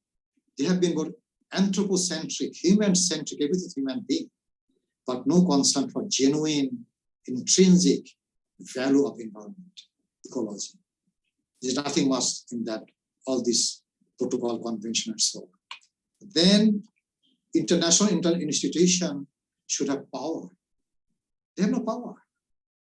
Like, look at the Security Council, UN Security Council, UNSC, very powerful. But United Nations Environmental UNEP, they don't have much power. They cannot do really force countries to do anything. Then equal enforcement of all parties. It should be equally enforceable. America, they don't listen. Kyoto Protocol, they don't sign. Paris Agreement, they can withdraw, they can rejoin as they like. So as a result, the biggest polluter, most powerful countries with China. So because of this, how to enforce those countries to follow. National level commitment, fine, but can we sacrifice economic growth? Can we compromise industrialization, urbanization for the environmental sustainability? Any ASEAN country, Singapore or Malaysia, Indonesia is going to sacrifice, compromise economic growth, right? Poverty reduction, redistribution of income necessary so that they have more avenue for thinking about environmental issue. It's very important. And more importantly, this consumerist culture, utilitarian consumerism, industrial expansion, urban expansion, consumerism, outlook, lifestyle, how to change. Can we have campaign, advocacy, or regulation of this lifestyle? Control the trade, control import and export. Are you going to ready to do that? Allow this continuous consumerism everywhere. Fast food restaurant is spreading everywhere. We look at indigenous people, local people, Indonesia, farmer, their life is very environmental friendly. But now the new generation in every country in the world, including Southeast Asia, you can see that outlook lifestyle, how to change lifestyle. Then finally, reversing single-minded, neoliberal pro-market policy. Pro-market policy is everything. Pro-business, pro-market, pro-foreign investment, tremendous amount of activity that often ruin environmental sustainability. The factory, industry, investor come for money, for profit. So because of this, very difficult for the government to regulate those, pro-market force. Is there any way government can reverse this policy? That's why all this interesting solution could be effective, but problem is that are all this possible? That is the concern. Can we really realize those, ecocentric approach, build institutions that are enforceable? Every country, powerful country must follow, sacrificing growth for the sake of environmental sustainability, redistribution of income, drastic redistribution, rethinking consumerism, lifestyle. Is all this possible? Without that, no matter how many institutions we build, how many law and convention we introduce, no matter how much we talk and discuss, every now and then we World Summit, Art Summit in Rio, in Brazil, in Johannesburg, WSSD, World Summit for Sustainable Development, Paris Agreement, so much, but situation get worse and worse. So what to do? What can be done? I think I raise this question to anyone can come up with a suggestion or something. Okay, so basically that is my presentation. In 20 minutes, I'm done exactly. Okay. Thank you. Thank you. Thank you.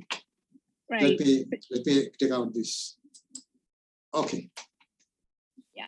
Thank you so much, Mr. Shamsul Haq, for your extensive explanation and interesting view related to the topic of sustainable development policies responding to perpetual social issues among ASEAN countries. Yeah, and you mentioned many interesting views related to the challenge faced by each of ASEAN countries, even including the initiative for sustainable development from each country in ASEAN. And I think this is an interesting point, so that we can have a clear mind mapping about how every member of ASEAN countries has been doing in facing the challenges. All right, we've talked a lot actually about several topics already, and for this first round, we already got the questions from our participants in Slido link, and let us see what the questions we have here. I think the first one is for Bapak Faisal Cherry Sidarta. So the question is coming from Yudia Stawa. Watching from ASEAN News, we see that a country in mainland, such as Vietnam, Malaysia, Singapore, are most often doing cooperations in many aspects rather than with country outside the mainland, such as Indonesia, the Philippines, and separated countries from the continental. And how can we utilize or maximize as our strength rather than our weakness? That's the question for Bapak Faisal.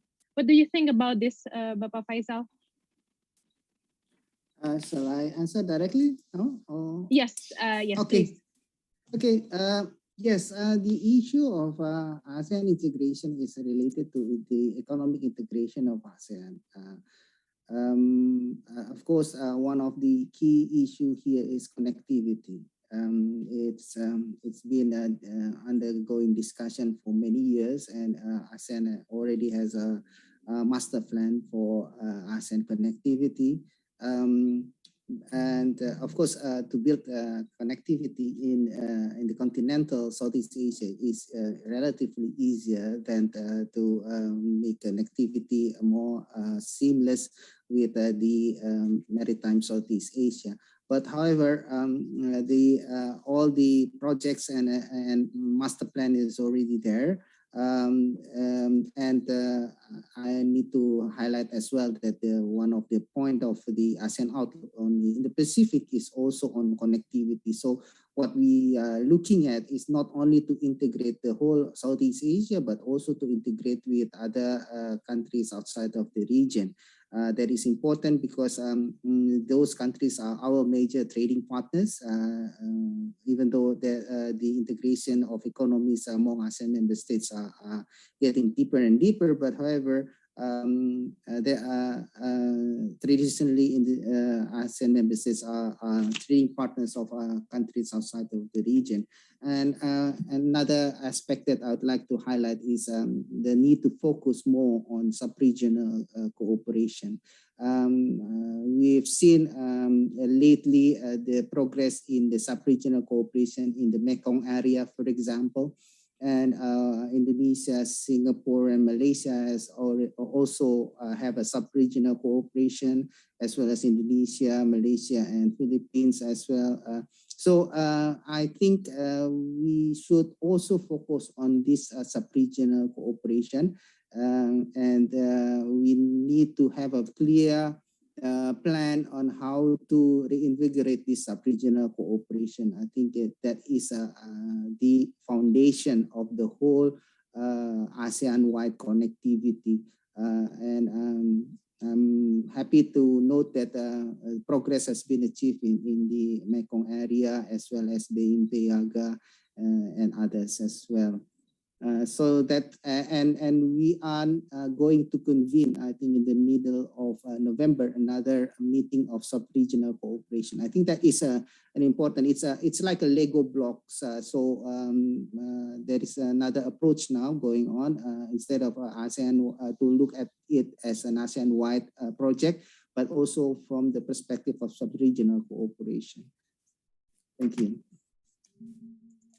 Thank you, Bapak Faisal, for the answer. And the second one is coming from Kira from Universitas Gadjah Mada. This question is for Mr. Shamsul Haq.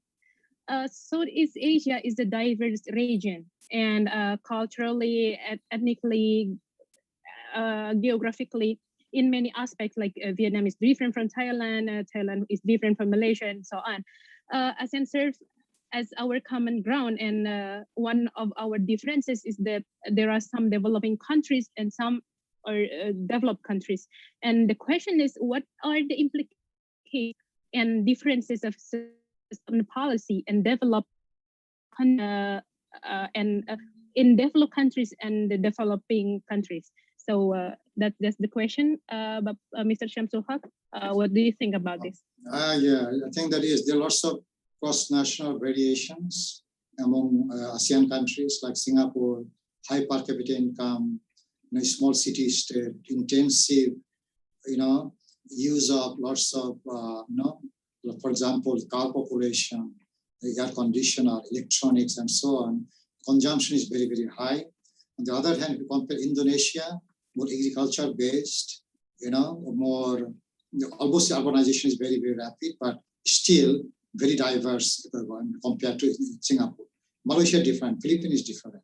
But despite all this, one common concern of all ASEAN countries has been from the beginning 1980s onward, based on Cold War time, starting from that time, the ASEAN country, ASEAN was big based on that anti kind of Western pro-American, that kind of bloc, that's ASEAN. And their main concern is economic growth.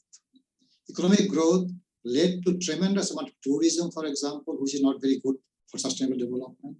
Tremendous amount of industrialization, foreign investors coming in, massively pouring money in Southeast Asia, all countries recipient of, and then urbanization. So basically, this has been the root of economic growth and rapid economic income and generation. And Southeast Asia is widely known. All countries done very well in terms of economic growth and development. But the cost is that the environmental cost has been quite tremendous. So, and that is a common ground for all countries within Southeast Asia. Of course, there is lots of variation in terms of policy, but look at ASEAN regional, the office. They have, if you look at the website of ASEAN office, there's a tremendous amount of initiative taken, action plan, declaration, or interministerial meetings, so many things they did. And at the national level, all countries have ministry, council, committee, agency, network. It's tremendous. So they are very common. But the region as a whole, regional environment is not national, it's global. Actually, it's global. So it's kind of, that's why the Paris Agreement or Kyoto Protocol, for example, they require the rich countries, they're polluting more, consuming more, producing more, because of they are supposed to compensate the poorer country, low-income countries. But it is difficult to compel and enforce that law. Just as I said before, international convention, protocol, and institution they have, these are basically non-binding, cannot enforce any country to do it. And many of the biggest polluters in the world, like America, for example, or even China, they may not comply. So this is a kind of problem, that how to make sure that all countries abide by those protocol and conventions. So the common concern is economic growth should be a kind of craze for economic growth. It's kind of ideology becoming no more a policy, ideology. Economic growth can necessary for regime legitimation. Growth high, performing very performance is good, but growth goes down, then your credibility is, there is no other things to rely on. So we say there's a kind of industrial expansion, urbanization, consumption, lifestyle, tremendous change in lifestyle in Southeast Asia, almost every country. Yeah. All right, thank you so much for the answer. We still have around 5 until 7 minutes of question and answer, and we still have a question here from Tori, University of Gadjah Mada. This question is for Bapak Faisal Cherry Sidarta. Why are we so focused on geostrategic defense issues while the current era of defense democracy is the era of cyber and defense security? Bapak Faisal, do you have any comments related to these questions? Yes, it's not a matter of choosing whether we have to adopt a geostrategic approach or this focusing on new challenges such as the cyber space threats and cybersecurity issues. I think that is, Tori rightly pointed out that these are evolving, new evolving and re-emerging challenges in ASEAN. Geostrategic and geopolitics remains important, as I explained, that these peace and stability in the external environment of ASEAN is very important in order for each ASEAN member states to economically develop themselves, as well as to continue on with the nation building project. But however, we take into account greatly that there are new and evolving challenges such as cyber security, cyber terrorism, even the conventional terrorism, and the issue sometimes that discussed in the ASEAN circle is that the terrorists they recruit youth, women through the use of internet, for example. These are the issues that ASEAN is looking into within the framework of its various cooperation, including the ASEAN Regional Forum with the 27 members. And we're not neglecting it. We are looking at it, not only cyber, but also other issues such as trafficking in person, for example, because as you know, because of the pandemic situation, closing of borders make some vulnerable groups more prone to being trafficked. Because of the closing of borders, for example. And we've seen a rise of illicit trafficking of drugs, for example, during the pandemics as well. That are the issues that we concern about. And also, of course, illegal fishing is a traditional issue for Indonesia. We're also concerned about that. And yes, cyber issues is one of the priorities, and I think I've been following the issues in ASEAN for quite a few years now, and it's becoming a priority. And we're looking. I think that in the coming years, ASEAN will focus more and more on this issue. When we are now undertaking this project to digitally transform ASEAN. I forgot to mention that this is also another issue that is ASEAN looking into because of the pandemic and the disruption in the regional supply chain. That's why we're looking into how to transform the ASEAN economies digitally. So this is another project that is now being undertaken by ASEAN. And of course, if we are going to transform digitally ASEAN, then the issue of cybersecurity, terrorism in cyberspace, threats to critical infrastructure, I think these are the issues within my purview of political security cooperation that we need to look into very closely in the coming years. Thank you.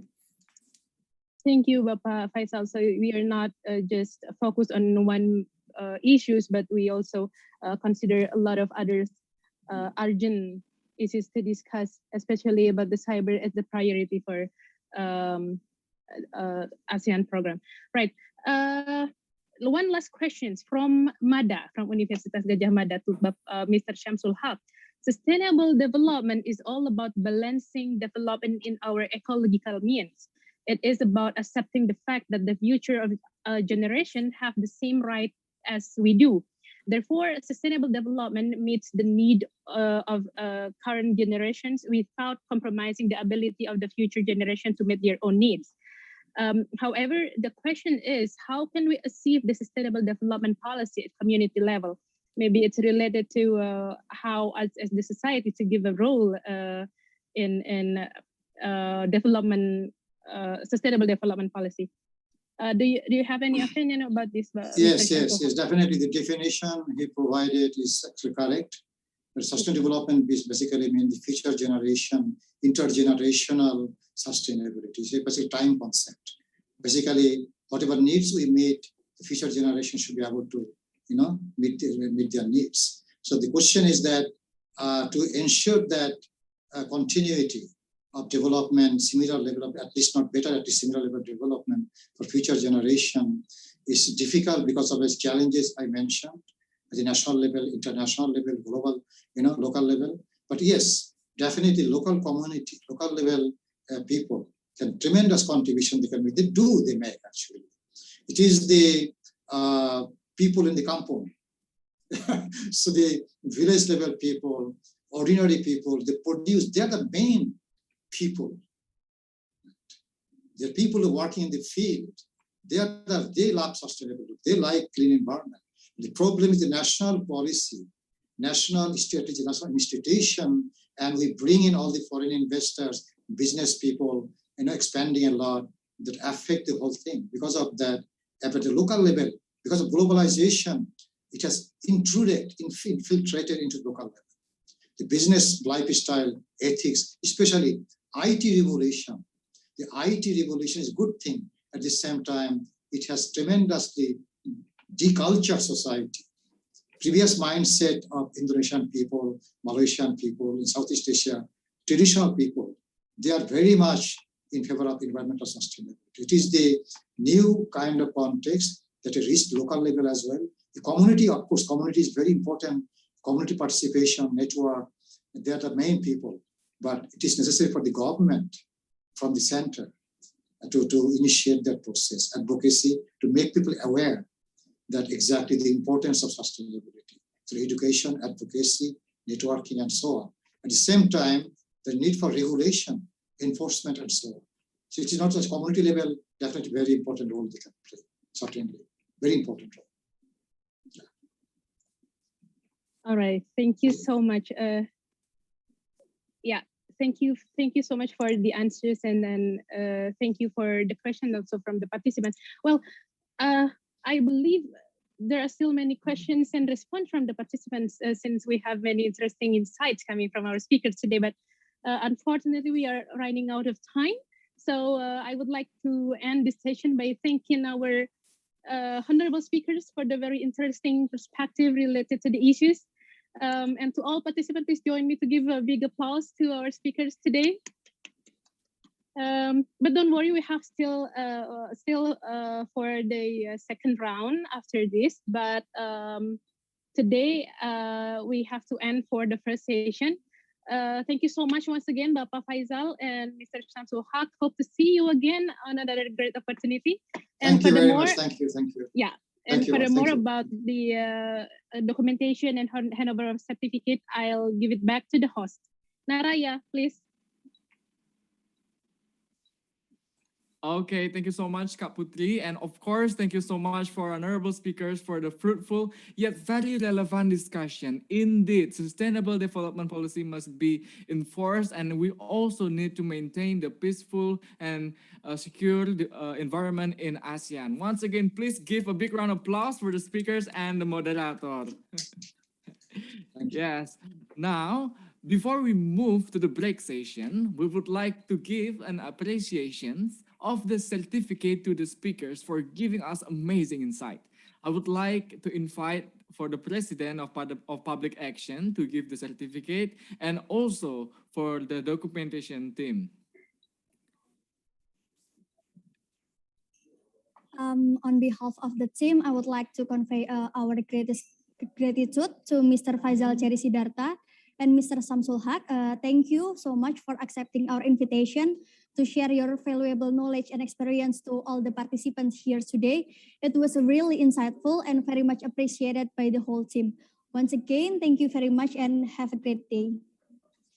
Thank you very much. Thank you. Okay, thank you very much. Thank you. Okay, So I'm going to disconnect. Is okay? All right. Oh, wait. First, okay, sorry. All right. Documentation for Mr. Faisal Cherry first. We have the documentation. I will lead the shot in 3, 2, 1. Okay. Next is for Mr. Professor Samsul Haq, please.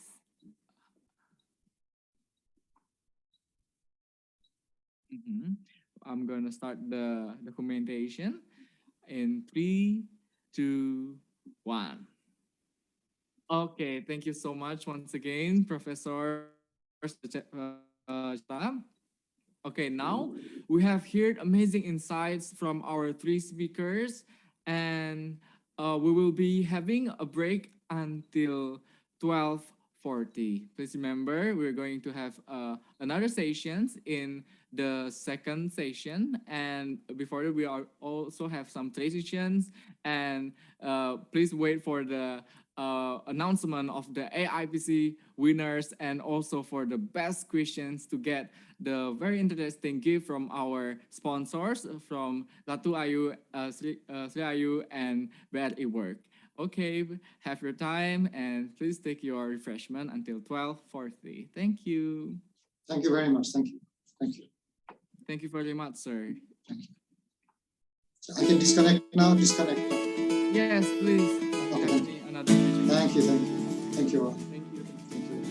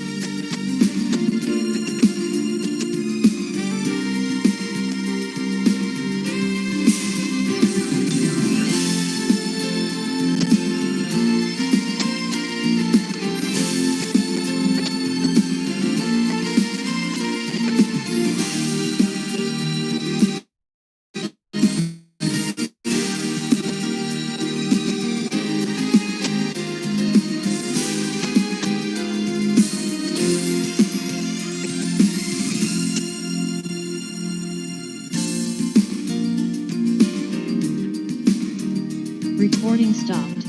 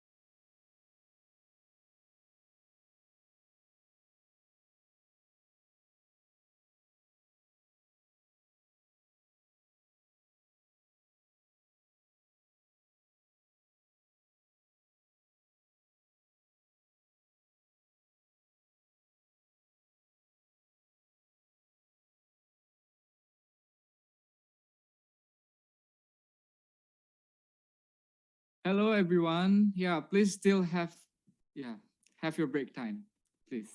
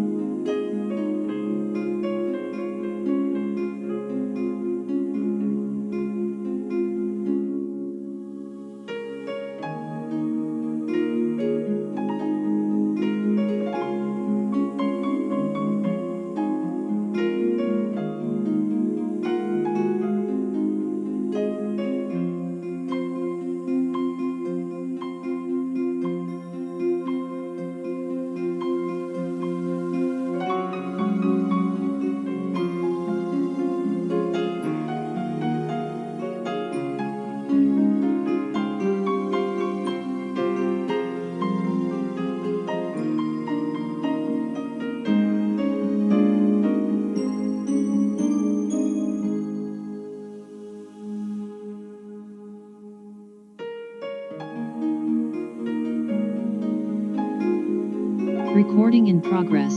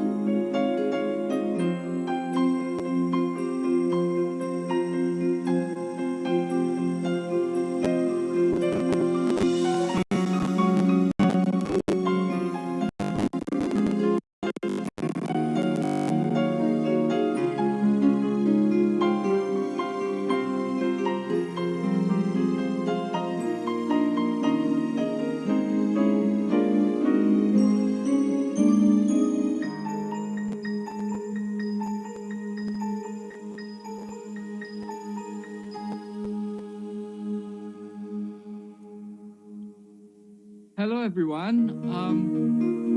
Please still have your break time. I just want to remind you that in 5 more minutes, yeah, we are going to have the transition to the second session in 12:45. So in this 5 opportunity, those who need to take the convenience time to go to the toilet or grab some snacks, please take your time. We're going to start in 12:45.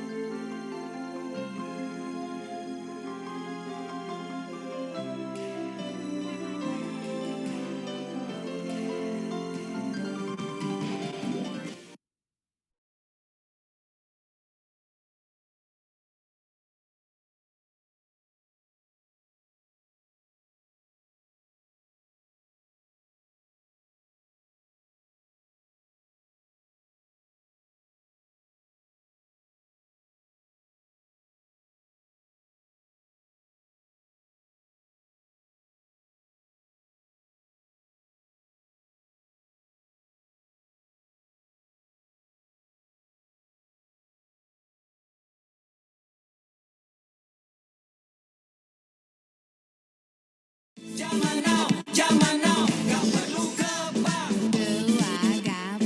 Buka rekening.bri.co.id, daftarnya di situ, jangan ragu-ragu. Siapkanlah ID-mu, foto video kecemu, tanpa datang ke bank. Siapin setoran awalmu, buka akun Brimomu. BRI, Digital Saving. Good afternoon. Welcome back, everyone, to the second session of Public Action International Conference. I am sure all of you guys have got their refreshment to fully energize our second session here. And I also want to welcome and give the highest greetings for the honorable speakers that have joined with us in this second sessions. So His Excellency Mr. Ade Patmo Sarwono and His Excellency Mr. Tanto Yahya. Selamat datang Pak. Thank you for joining us. Before we continue to the second sessions, I would like to introduce one of the event in these public actions, which are the public festival. This festival consists of many projects that aims to promote street musicians across the city of Yogyakarta and renew the perspective of local MSMEs or micro and small medium enterprises. And we also have the Children Midsummer's Night Dream, which is very interesting. These projects could escalate with a variety of content that was never thought before. That is sounds really, really interesting. And to be honest, I am also curious. So without any further ado, let's just start the video few of the projects. Please, the operator.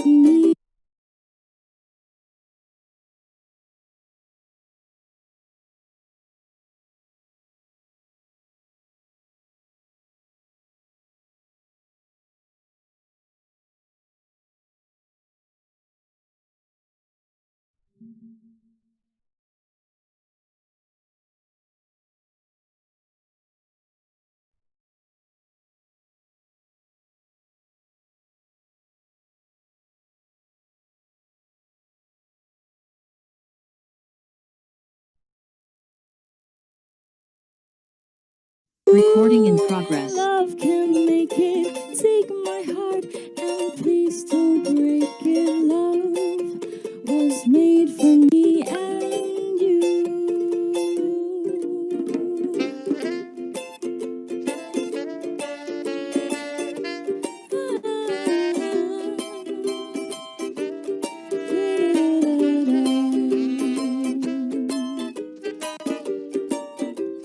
Two in love can make it. Take my heart and please don't break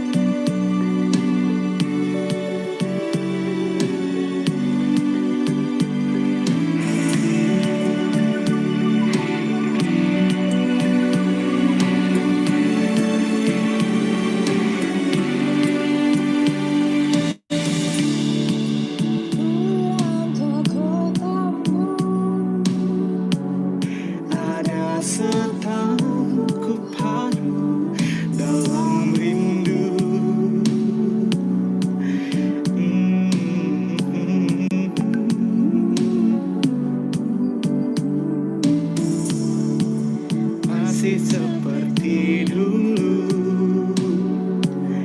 Tiap sudut menyapaku bersahabat, penuh selaksa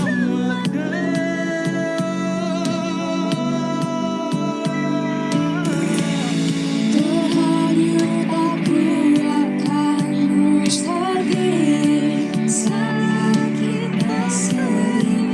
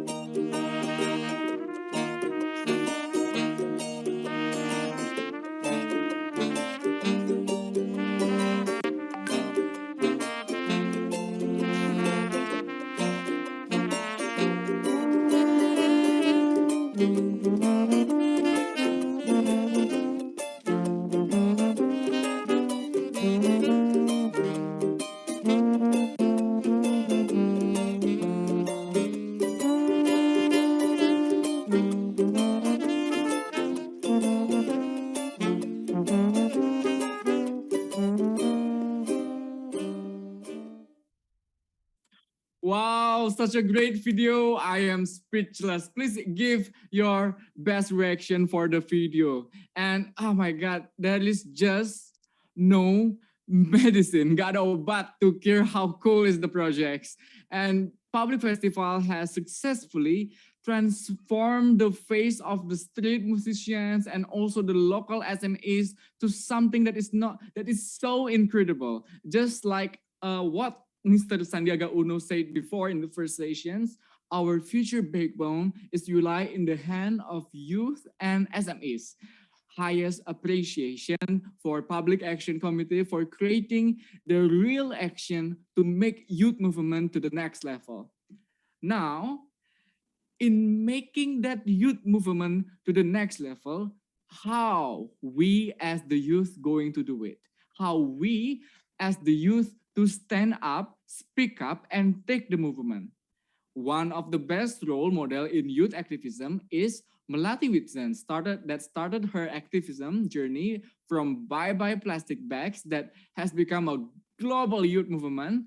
Then Melati create a program called Utopia that empowers young generations just like us to take action through education. It connects youth activists around the world to create tangible actions together. Now, Melati has prepared a video exclusively for us about youth in action.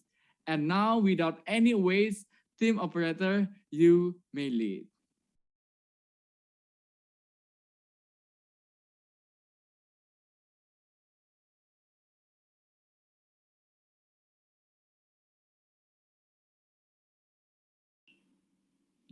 Hello, everybody at Public Action of the University of Gadjah Mada.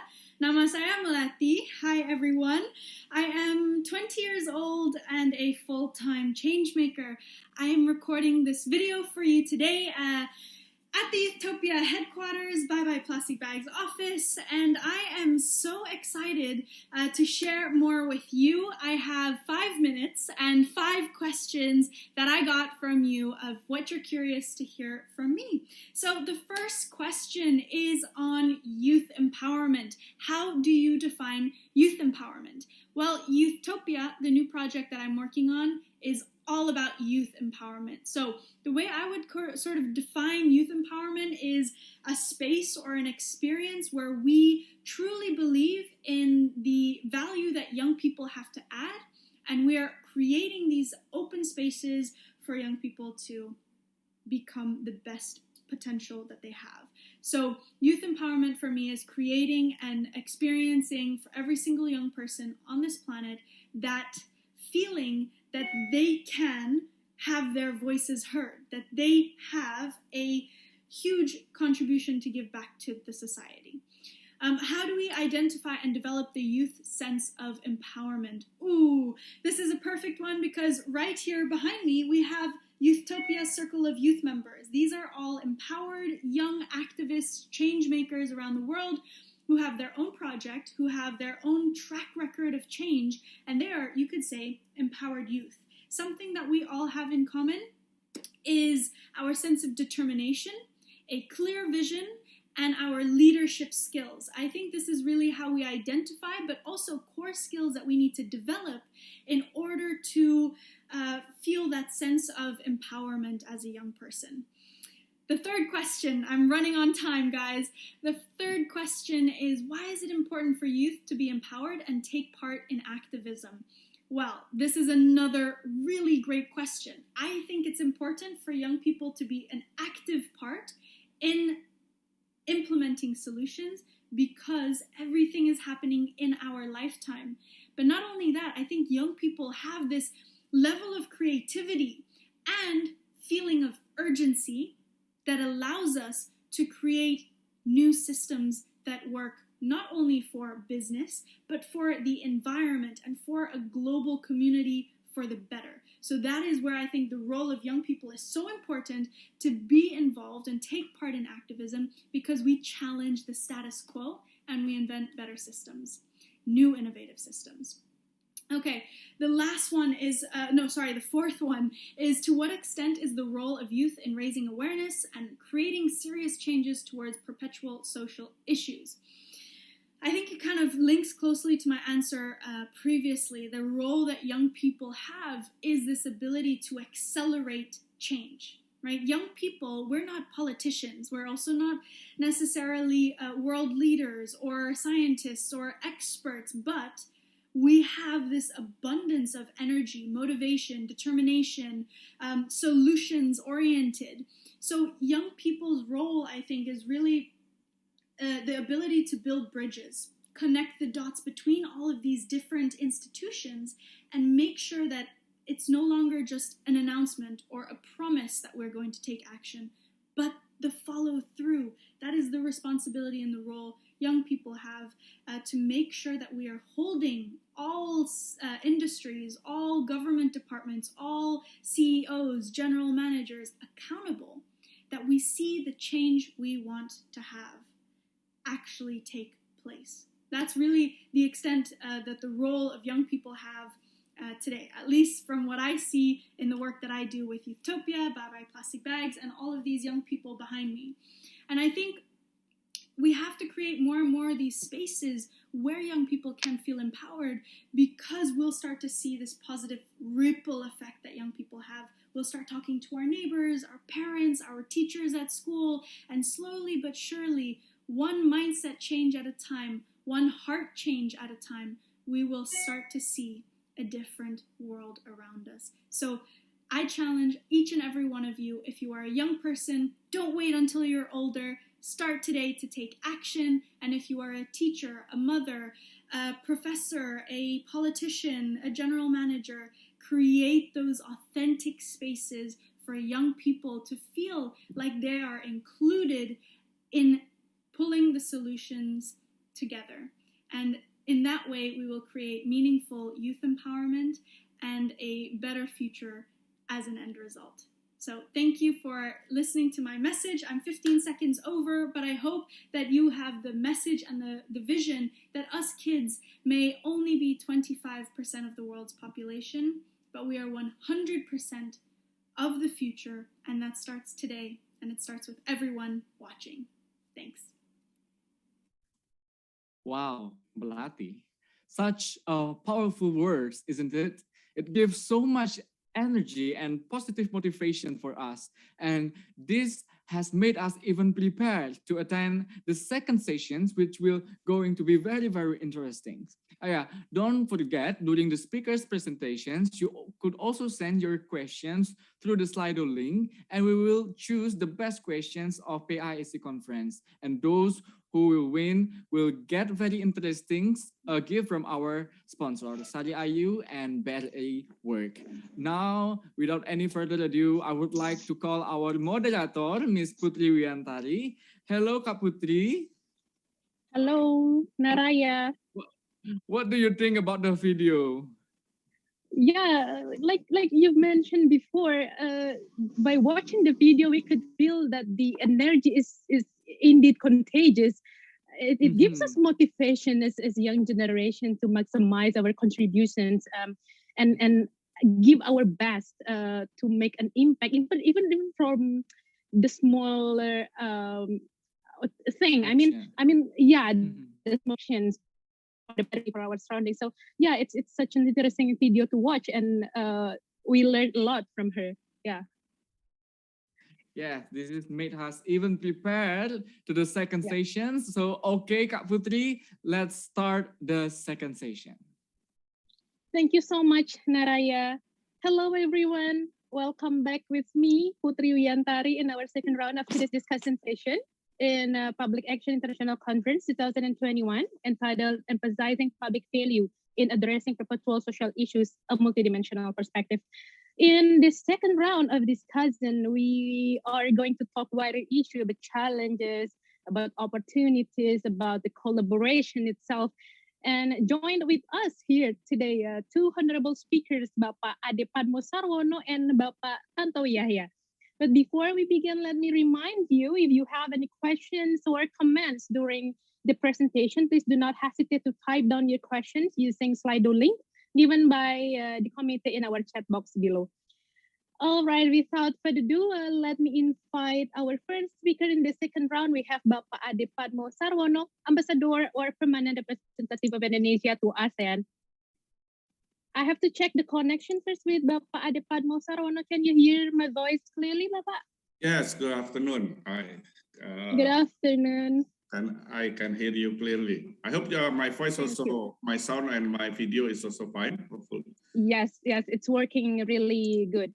I briefly introduce our first speaker in the second round session. So Bapak Ade Padmo Sarwono finished his bachelor degree from Political Science Universitas Indonesia, and then finished his master degree from International Relations Department, International University of Japan. He is currently our ambassador or permanent representative of Indonesia to ASEAN, and prior to this position, he served as Consul General of the Republic of Indonesia in Perth, Australia from 2014 until 2017, and Consul of the Republic of Indonesia in Darwin, Australia from 2012 until 2014. And today, he will talk a topic about getting closer to ASEAN, challenges and opportunities. This is indeed an important topic to discuss, Bapak Ade Padmo Sarwono, since in this situation, we are facing various problems, and I bet every country is experiencing the same thing too, maybe with different level of problems, but new problems and new challenges at the same time. So it's important for us to understand the mapping of challenges and opportunity itself.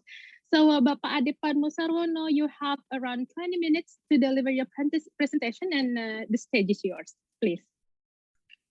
Thank you very much. Good afternoon. Thank you very much, Mbak Putri, for having me and all the invitation addressed to me to speak on this event, public action. I think this is the first time I joined, so I'm interested to find out what's this event, and I just watched the video about the activity.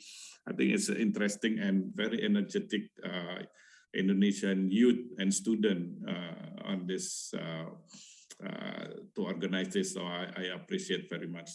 So let me start to my presentation. Although I think I watched, I see the program earlier that you also invite my colleague talking about ASEAN. So hopefully what I'm going to present it is different. If it's same, probably later on we can have more in-depth discussion. And the topic that given to me is about closer to ASEAN. So I try to present what's ASEAN. I think most of you already knew or understand, but I just want to recall about ASEAN. As you know, all you know that ASEAN was established in 1967, and at the time the situation is in the Cold Wars, and there is a great tension in the region. But there are five countries in the region, especially Indonesia, Malaysia, Thailand, Philippines, Singapore, realize that we need to work together. We need to create an environment peaceful and stable in the region, so a member can be able to develop their national development. So we have established ASEAN. Now, in the next slide, I just want to show as well the transformation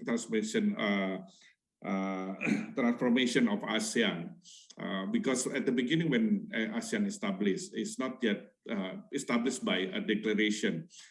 So it's a more of a loose organization.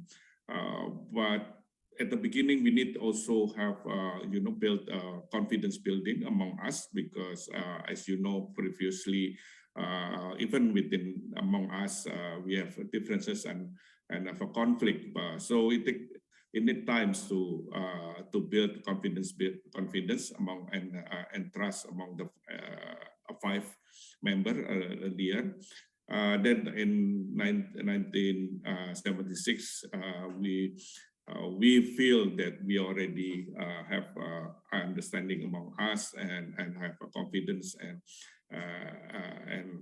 ready to work very seriously on cooperation. So we have a Bali Concord 1.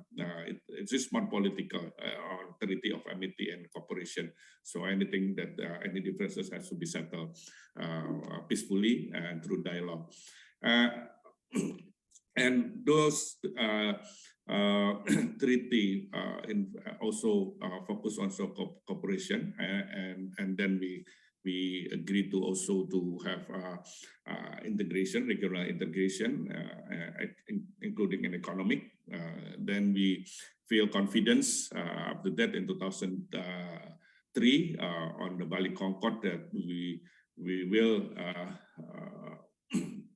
establish the ASEAN community based on 3 pillars: political security, economic and social culture by 2015. But then on the process, when we want to build or establish a community, we need to have a legal framework, because as I said at the beginning, ASEAN is established by only a political declaration, so it's a more loose organization. So we want to build becoming a rule-based organization. Then we develop ASEAN Charter, and they've been adopted in 2008. And this, the ASEAN Charter, I just want to highlight one thing about the decision-making process, because this is important. It's a little bit different from other organization, regional organization, that we always based on consensus. Whatever decision that we are discuss or decide has to be consensus. Although it's also open possibility to any mechanism for decision making, but have to be decided by our leaders. But consensus not also fully implement, especially in economic, because economic we have a model formula -X, because in economic we have, since ASEAN become 10, the economic development among the ASEAN member states is different. So we have to give time to other countries, other member states that are not able to fulfill yet on certain economic agreement, but who are ready. So consensus is the principle, but it's also open possibility to any decision how the model of deciding, but have to be leaders. And third, economic decision can be do it without consensus or with formula -X. And now I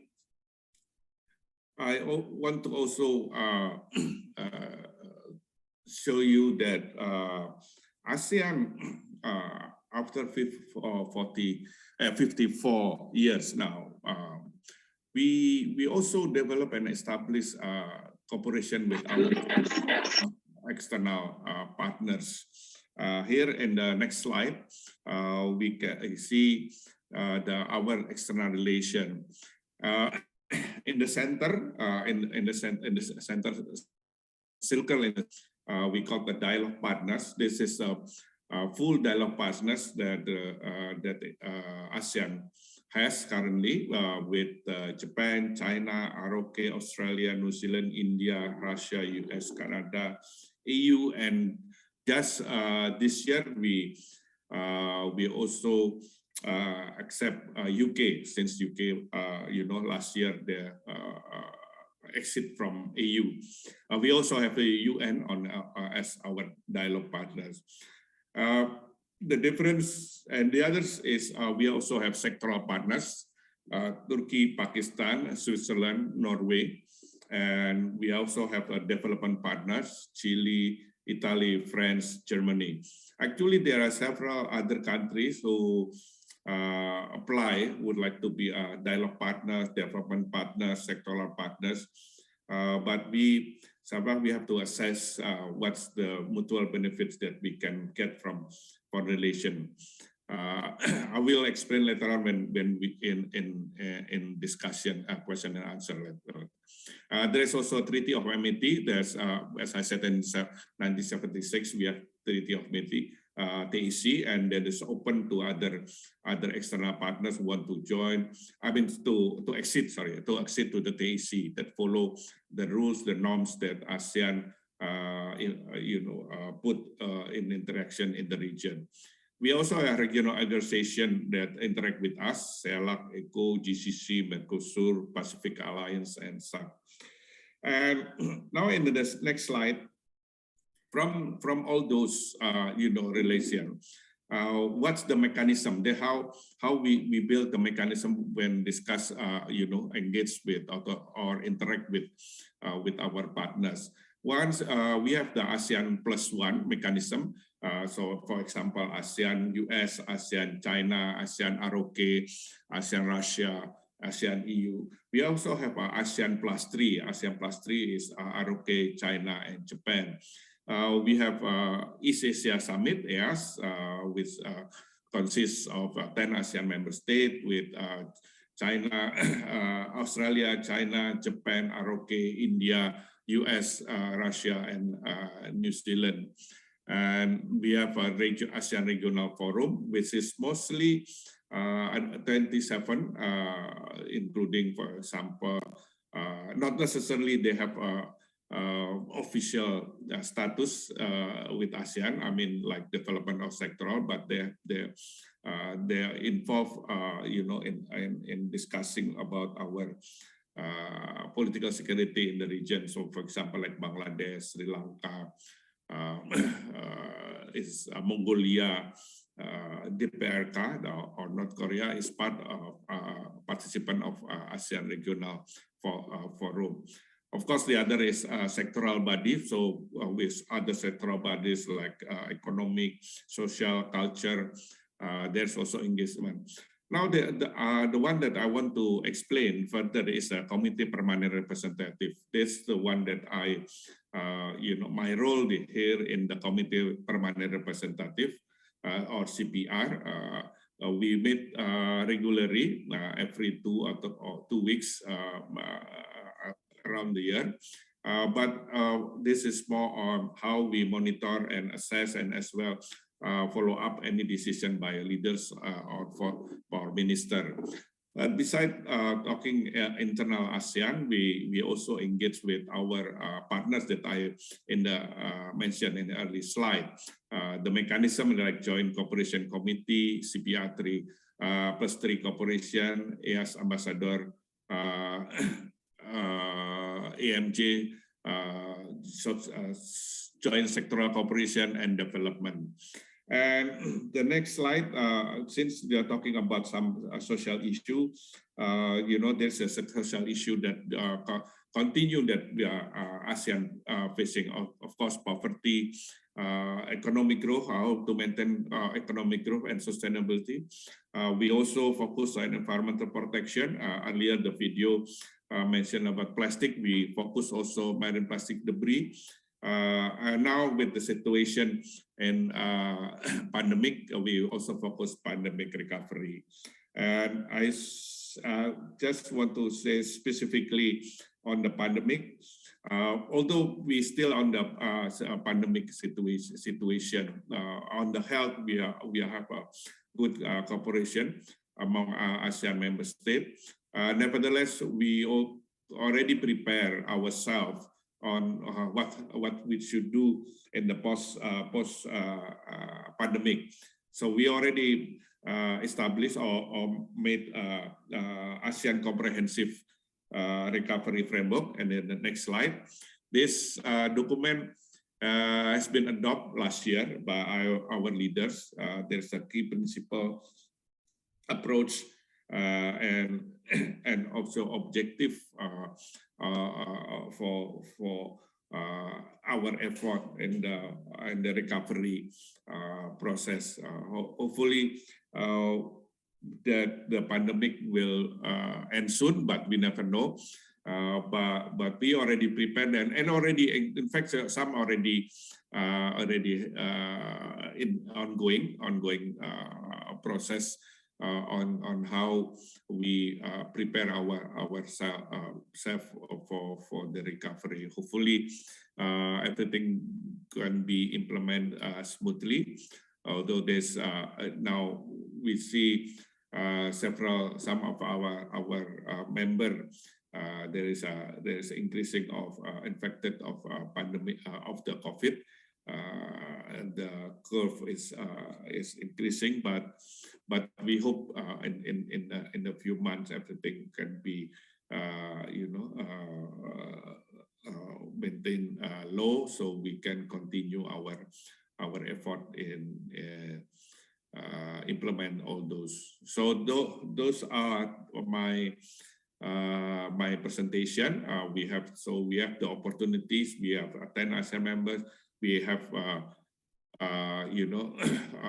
working with our partners. There's the phase that we have to go through.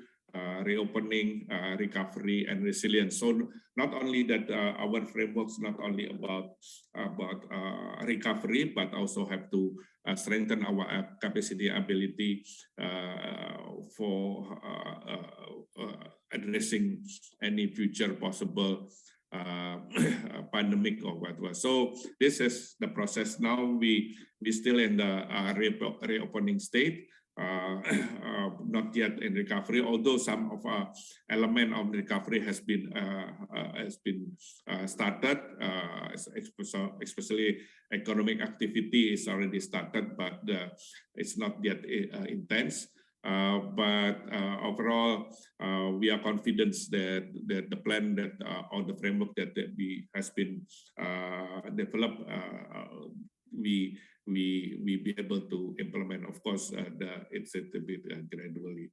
So I think that's all of my presentation. I hope it's give you more information about ASEAN, getting closer to ASEAN. We have the 10 members. We have several dialogue partners. We have how the mechanism, the ASEAN-led mechanism works. And there's a challenge that we are facing currently, and particularly I'm focusing on the recovery process during this pandemic. So that's all. Thank you very much for your attention and listening to me. Thank you. I'll give it back to moderator Putri. Thank you so much, Bapak Ade Padmo Sarwono, for the very comprehensive explanation about the challenges and opportunities in ASEAN. And I think it's important to highlight the key issues you mentioned before, Bapak, related to the poverty, economic growth and sustainability, environmental protection and pandemic recovery. And related to that, then you also mentioned an underlying about the comprehensive recovery framework of ASEAN in tackling those key social issues. Once again, thank you so much, Bapak Ade Padmo Sarwono. Please stay tuned with us because I'll go back to you for the discussion session. And distinguished participants, just a while ago, we have heard the challenges and opportunities, especially in ASEAN area. And to face all of those challenges and opportunities, we have to collaborate with each other, isn't it? And our next speaker is Bapak Tantowi Yahya. And he will talk about the topic of tackling perpetual social issues in the midst crisis through collaboration. And please let me remind you that you can submit your questions during the presentation in our Slido link given by the committee in the chat box below. I have to check first our connection with Bapak Tantowi Yahya. Bapak Tantowi Yahya, are you here with us already? I think Mr. Tantowi Yahya is in the process of joining in this virtual room, but that's okay. We will wait very soon. Indeed, in this session and the first session, we talk a lot about the issues, the challenge, perhaps the sustainable policy that we need to face. And today in this session with Mr. Tantowi Yahya, we also come into part of the solution in the method how to face it. Isn't that true, Kak Putri? Yeah. And when we are talking about public value, it's something really broad of discussion, and when we would like to see the level of governance performance quality, we have to see also from the quality of public value delivery to the society. So I think when we would like to execute those collaboration public value, we need to collaborate with each other, right? It's not just for government's role to do that. So yeah, I think our topic today with Bapak Tantowi Yahya is something really important to discuss. Yeah. And since we're emphasizing public value, we cannot execute and solve it in one value or individual value. It's a public value. It must be from many stakeholders, not only by the government, but also by the activists, by the youth, by the government, and by the society itself. And how we going to change to collaborate each other from many multidimensional perspective that we already see today in the last speakers and the previous presentations. We're going to see how is the collaboration is happening. And Mr. Tantowi Yahya, as we can see, as we can know also in Indonesia, he is previously known as a celebrity, politicians, and now he is the ambassador of Indonesia for New Zealand, Samoa, and also Tonga. Yeah, right. We'll wait very soon. Yeah. Well, another thing maybe we need to highlight here when we talk about perpetual social issues in every country, we are experiencing different kind of social issues because we have different social backgrounds, historical backgrounds, experiences, even cultural backgrounds, people's personality, and so on. So I bet every country is facing the different level of tackling the issue itself. So yeah, we have different ways to tackling our problems and facing our problems. Right. What about Bapak Tantowi Yahya? Already with us here today? On the recent update, he is still going to be a follow-up and in the process really soon. Please wait for a minute. And also, I just want to remind that if you guys have any questions regarding the question for His Excellency Mr. Ade Padmosarwono, you can directly ask the question through the Slido link that is provided below in the chat box. Okay. Yeah, exactly. And please, I think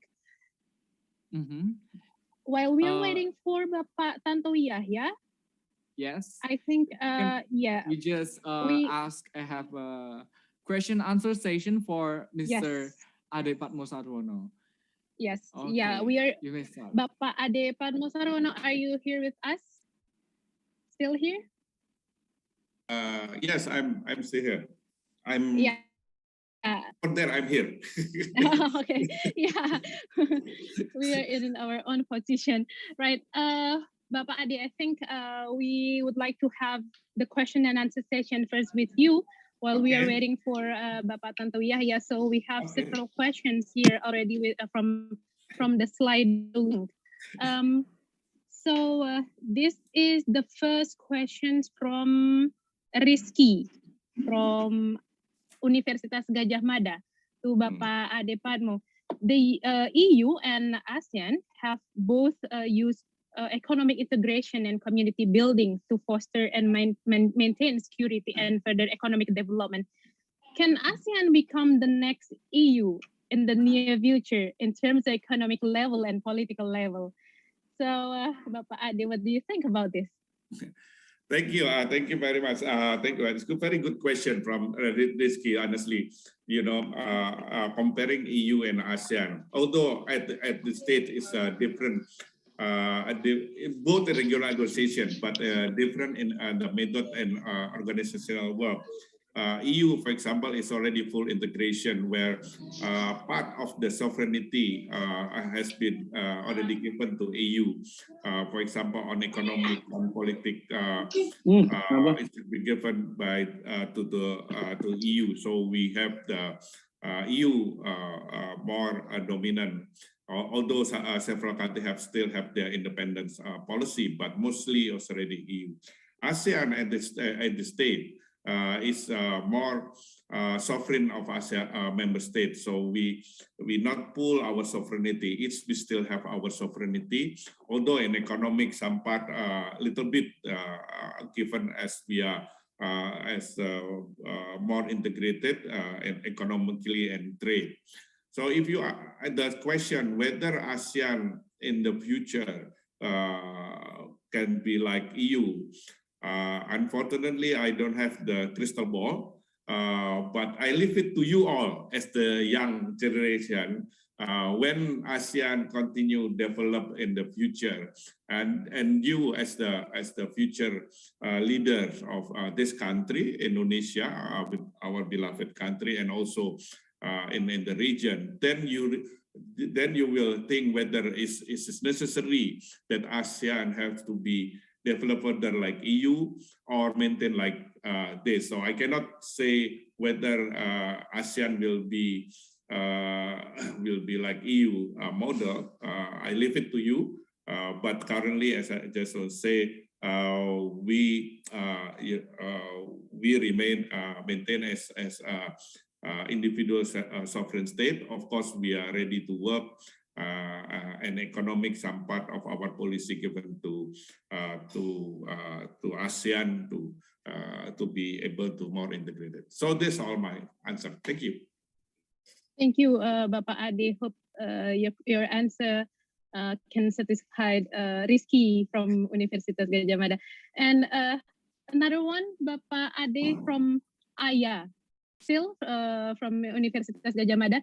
To put into context, we have seen how ASEAN changed from a mere grouping created to counter a specific issue in the region to something much more ambitious. The problem is when you became ambitious, you have to put the necessary sacrifice and the capital on your venture. Otherwise, it's going to crumble. The question is, do you think the ASEAN integration will be a threat to some countries, and how do we as ASEAN member react to it? What do you think about this, Bapak Ade? Thank you, Aya, for the question. A very interesting question as well. You know, of course, we need to be ambitious, you know, but not too ambitious. But we have to ambitious in the sense. We of course we need to know what's our ability, our capacity among ASEAN member states. Then we have to have ambition. Our ambition of we have more integrated as and Aya also mentioned integrated.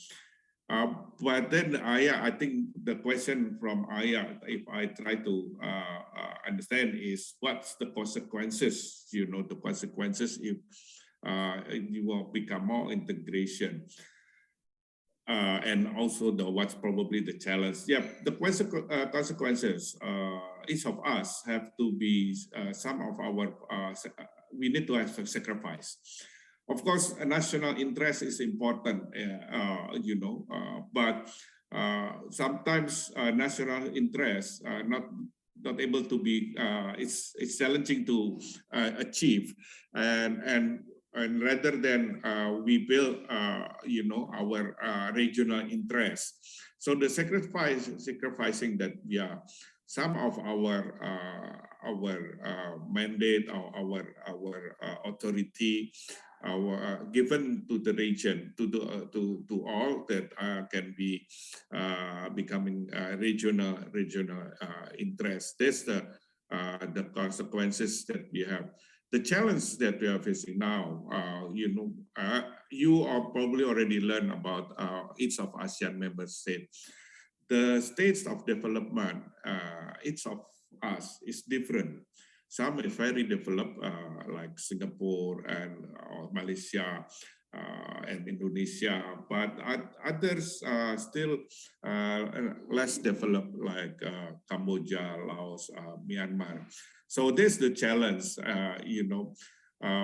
and I said in my presentation, especially in regional integration and economic and trade, we have a decision-making process -X.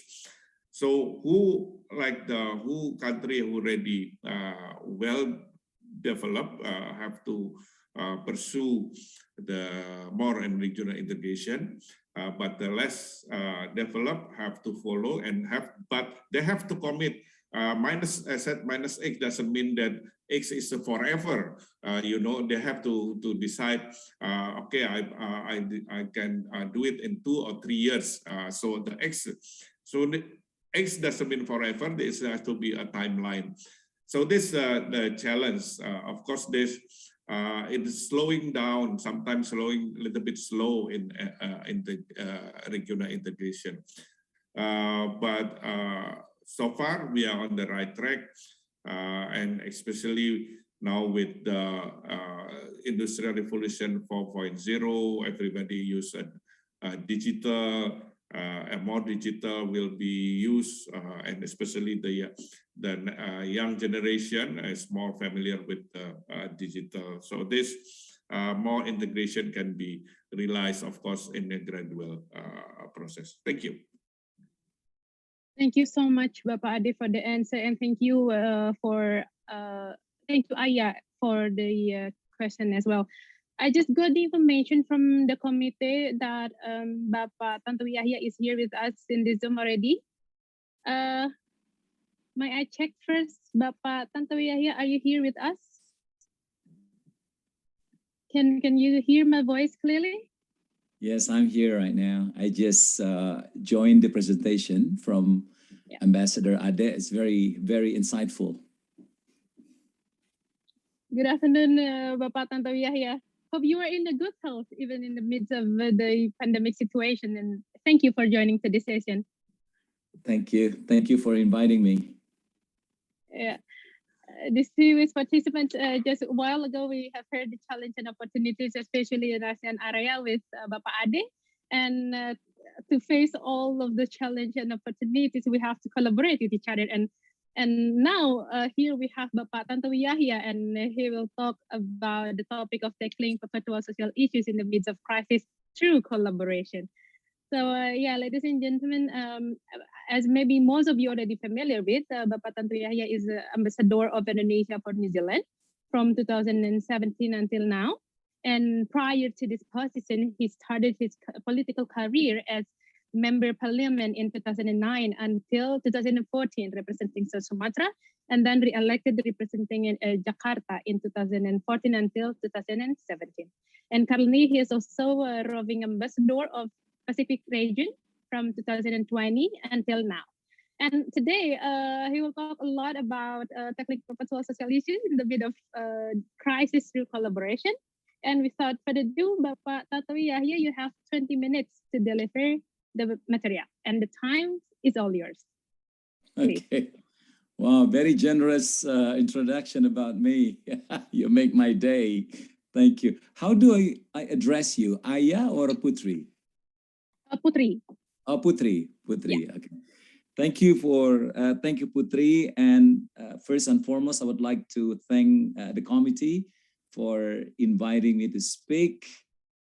It's very wonderful Zoominar, followed by a lot of students whom I see from the faces will be the next leaders of Indonesia, inshallah. Yeah.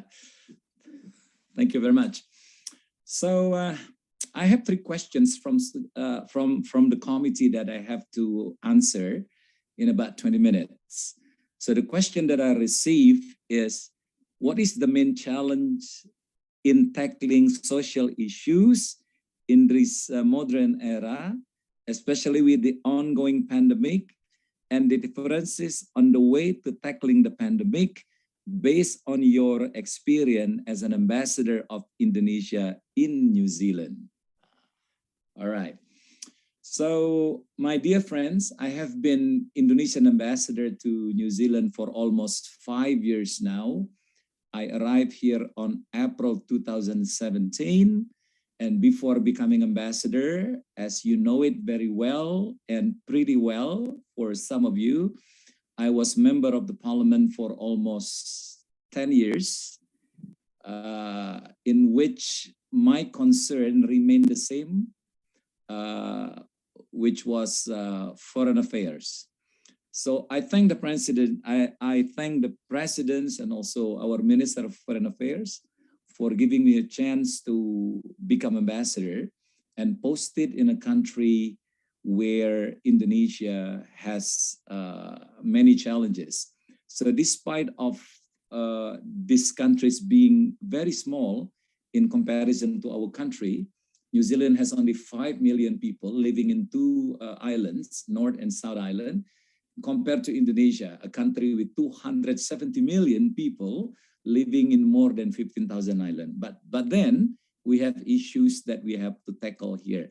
But I don't want to talk about that, because in this session, I'm asked to share with you my experience in saying how this small country, once again, can navigate itself very well in tackling two big issues. The first one is the mass shooting, if you still remember, that happened in Christchurch in 2019, that killed 50 innocent Muslims. And that becomes the most horrific event that ever took place here in New Zealand. And the second one is the pandemic COVID-19. As you understand that New Zealand is regarded as one of the most successful countries in the world in tackling COVID-19. For many, many months, until the new virus came to this country in the middle of August this year, we were free from COVID for almost 8 months. There was no COVID here for 8 months. So we were living a normal life, no mask, no distance, and then there is no limitations in gathering and meeting. We were exactly living the normal life, the life that was pretty much expected by the people all over the world. Now, to make the presentations effective, I have prepared some slides to be shared with you.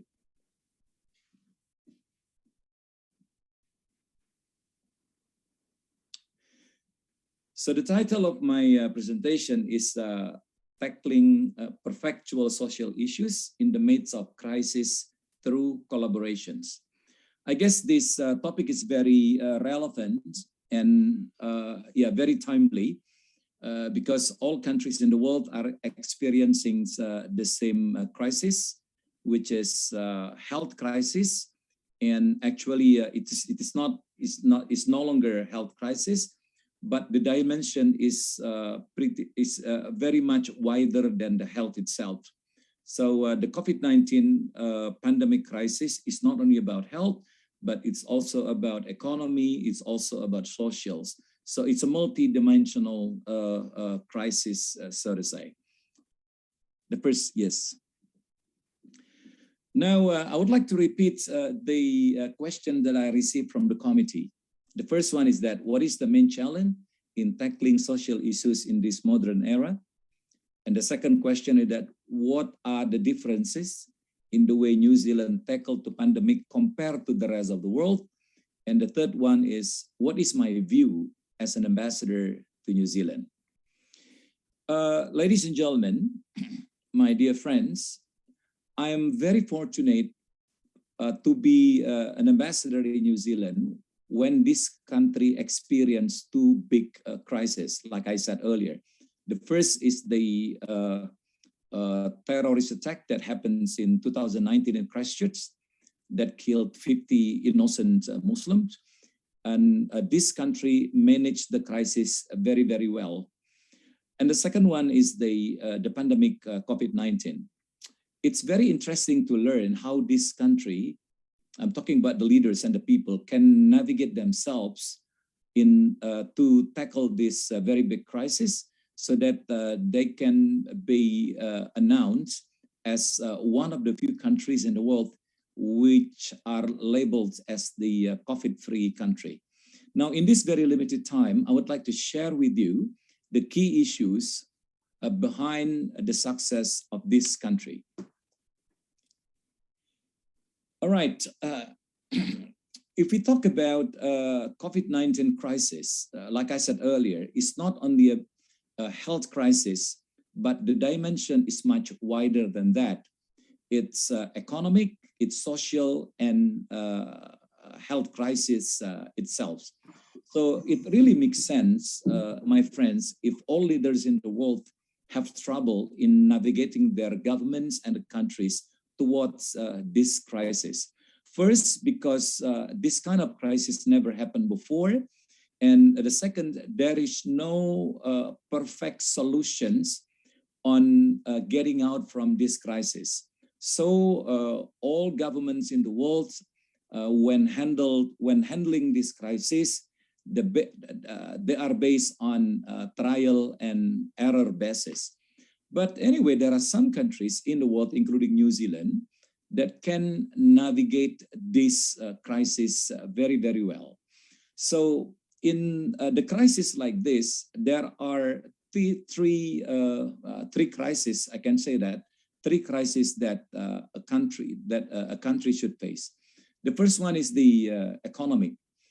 You know, the world has been dealing with this crisis for almost 2 years now, to be exact, 18 months now, in which during that very long time, economics in the world is dead. The industries are enjoying hibernations. There is no money coming in, but at the same time, the government have to spend a lot of money to support the governments and to support the life of the people.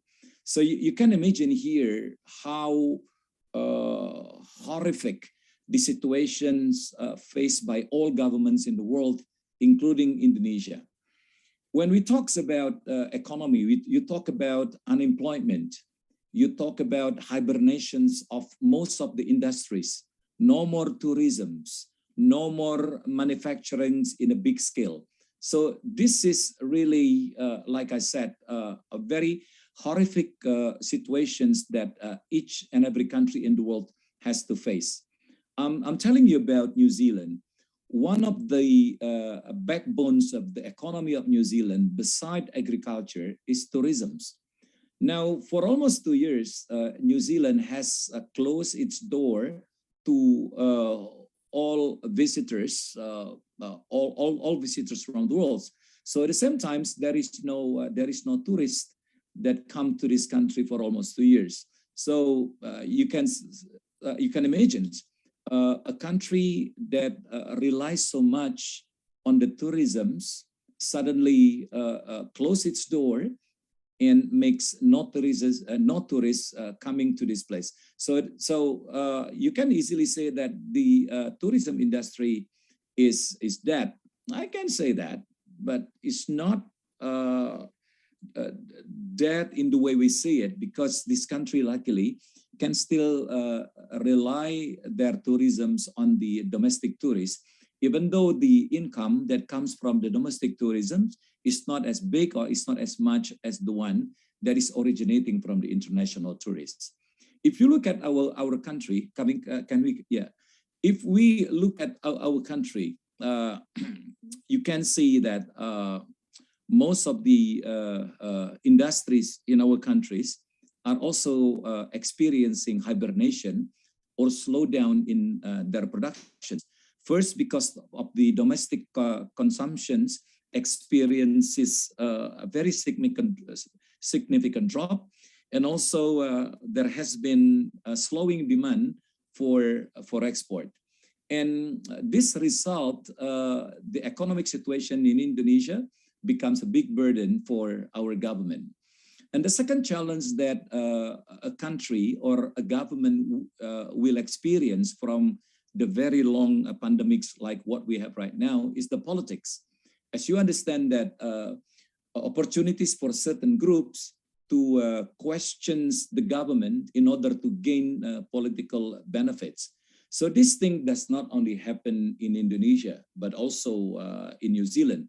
Despite its a very mature democracy, but still, you know, the oppositions or those who are not in support of the government will take the opportunities to attack the government or to question the government for their respective opportunities. So this is quite a challenge for all governments in the world in facing this political maneuver from the oppositions and from the parties that do not support the government. And the third one is the crisis mitigation. It's a big test for all the governments in the world in a longer crisis like this. First, you know, to get the to get the vaccines. Not all countries in the world, you know, are like Indonesia. So we should be proud of Indonesia. Our government has been able to obtain, to secure vaccines from many vaccine manufacturers in the world. That makes Indonesia is considered one of the successful countries in securing vaccines for its people. New Zealand, you know, despite of like I said, their success in responding the crisis, they are not as successful as Indonesia in securing vaccines for the people. So this country experiences a delay in vaccinations to the people. What is the main cause of it? It's the late arrival of the vaccines. So again, I would like to tell you that we Indonesia should be proud of what is done by the government in being able to mitigate ourselves towards the crisis. So those are the three challenges faced by all governments in the world during the long pandemic COVID-19 like what we have now. Next slide. So I'd like to share with you a little bit about the secret or the successful strategies of New Zealand in tackling the COVID-19 pandemic. The first one is the preparedness. New Zealand is lucky to be situated in the most southern part of the world. If you look at the map, after New Zealand, there is no other country. After New Zealand is the South Pole. So in many ways, you know, the most remote situations like New Zealand does not bring any good because they are left behind in many cases. But in the case of COVID-19, being the most remote country, it's very good for this country because they are the last one to have this COVID-19. If you still remember, the first case of COVID-19 emerged in December 2019 in Wuhan, China, and then countries, including Indonesia, got affected on December and January. New Zealand got the first case on February. So they had 2 months to study and to learn and to observe what was done by other countries in responding to COVID-19. So they used the 2 months to make themselves prepared. So in all activities in the world, preparations plays a very important thing. If you want to be successful in doing something, the first thing that you should do, that you should have, is the preparations. So they are very prepared long before, a few months before the COVID came. And then when the COVID came, they closed the borders and putting the country into lockdown with alert level, level 1 to level 4. Level 1 means prepare, level 2 means reduce, level 3 means restrict, and level 4 means eliminate or total lockdown. The level system of alertness of New Zealand is now implemented by our government. So that right now we understand level 4, level 3, level 2, and then level 1. I think it's a very good concept. So by doing this, the governments will easily navigate the crisis. So when the situation get worse, they will put the level up from level 3 to level 4. But when the situation is under control, they can put the level down to level 3 to level 2 and so forth. And during the pandemic, they passed a set of laws, and one of which is the COVID-19 response law, which is a very important law as the umbrella for all the people involved in taking actions toward the breacher of the laws itself. So New Zealand is the only country in the world that has a special law in tackling COVID-19. So COVID-19 law is actually the combinations of 4 existing laws. So we know this kind of law, right, already in Indonesia, and it's not easy. You know, being a member of the parliament for almost 10 years is never easy to pass a law. And New Zealand, you know, is one of the few countries, once again, in the world that can pass a law that makes this country a good example for all countries in the world in responding to COVID-19. Second is the consistency. When they pass law and regulation, they are consistent. So they never do such things like passing the law today and revise it the next after, or even cancel it a few days after. No, they never do it. When they pass the law, when they implement the law, it's consistent. And it creates what? It creates belief, and it creates trust from the public. The third one is the good communications. You know, during the pandemic like this, COVID-19 is a problem, but bad communications from the authority is another problem. And New Zealand has been very excellent in this. So beside tackling the COVID-19 issues very, very well, and they also communicate to the public very, very well. And this is what we call one-door policy.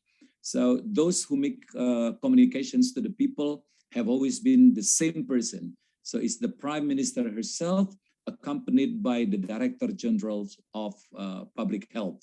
So the combination of those 2 authorities that speak to the people almost every day makes confidence, and then makes the people calm, and they are not panicked because they know what their government is doing now and also in the future.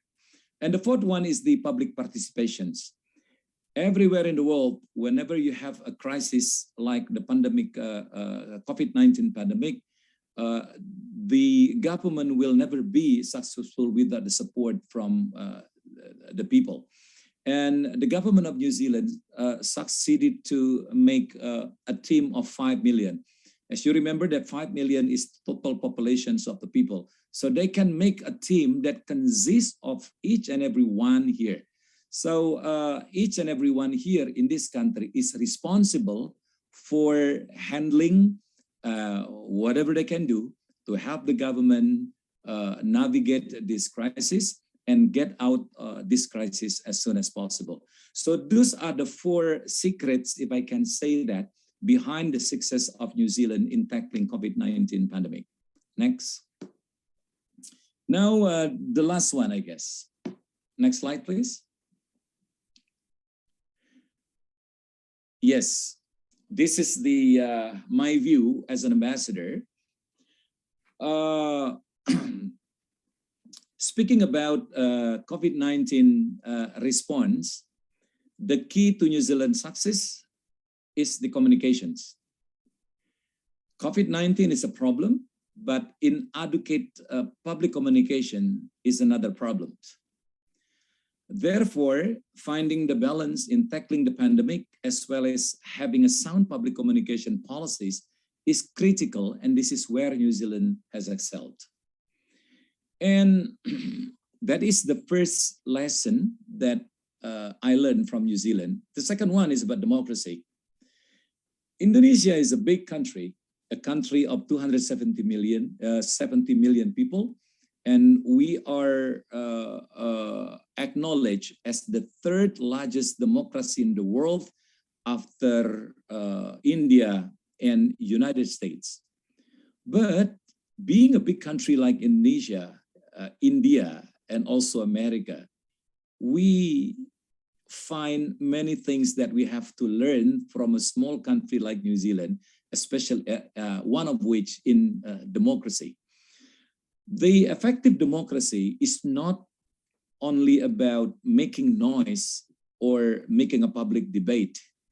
Yeah, but but what is most important thing from democracy is that the ability to reach consensus for the benefit of the people.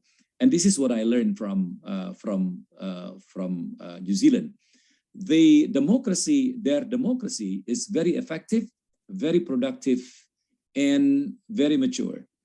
Like in a time when this country has to amend laws for the benefit of the people. For instance, after the COVID, for instance, after the mass shooting in Christchurch in 2019, they, easily, when I say they, I mean the government and the oppositions, easily sit together and made consensus to amend a very strategic and very important law, which is armed weapon law. In our country, to amend such law is never easy. It takes months, sometimes years, to finish that, because there has been a very delicate discussion between the government and the opposition. And here, if you ask me about the opposition, they have opposition, and opposition here really exists, and they speak their voices very, very loud.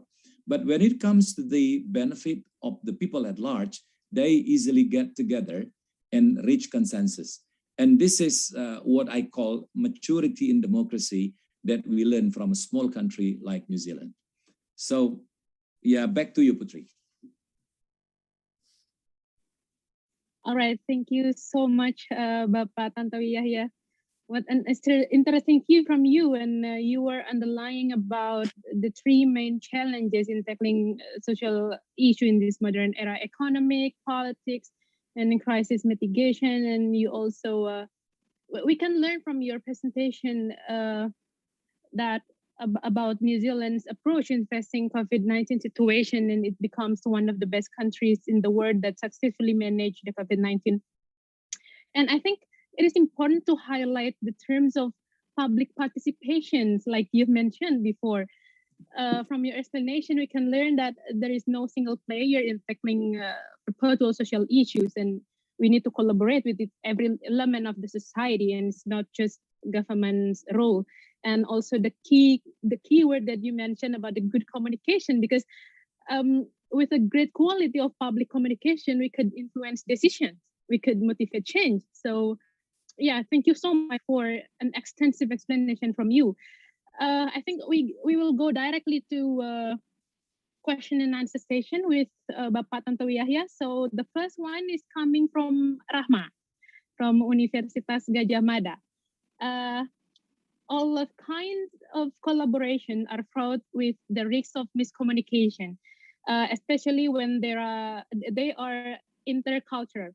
When those communications are carried out cross-culturally, the chance of miscommunications rise exponentially. So the question is, what are the major issues of culture in cross-cultural multinational collaboration and relationship that you've experienced so far?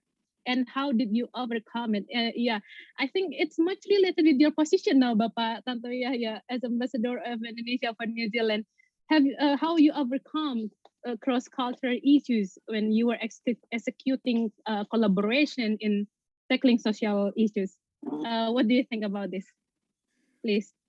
Okay, thank you. Alhamdulillah, up until now, I haven't found any problem in relations with the communications. I'm talking about my communications to all stakeholders here in New Zealand.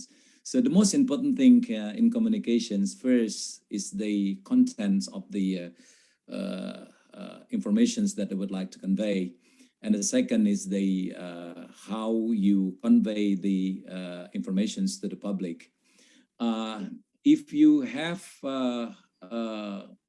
factual and information based on data, and then you convey all the messages through the relevant platforms, and you say them very timely, I don't think we face a problem. For instance, we sometimes, not many times. Sometimes we have an issue of Papua here in New Zealand. As you understand that New Zealand and Australia have always been one of the center stage for the Free Papua movement to express their aspirations towards the liberations of Papua.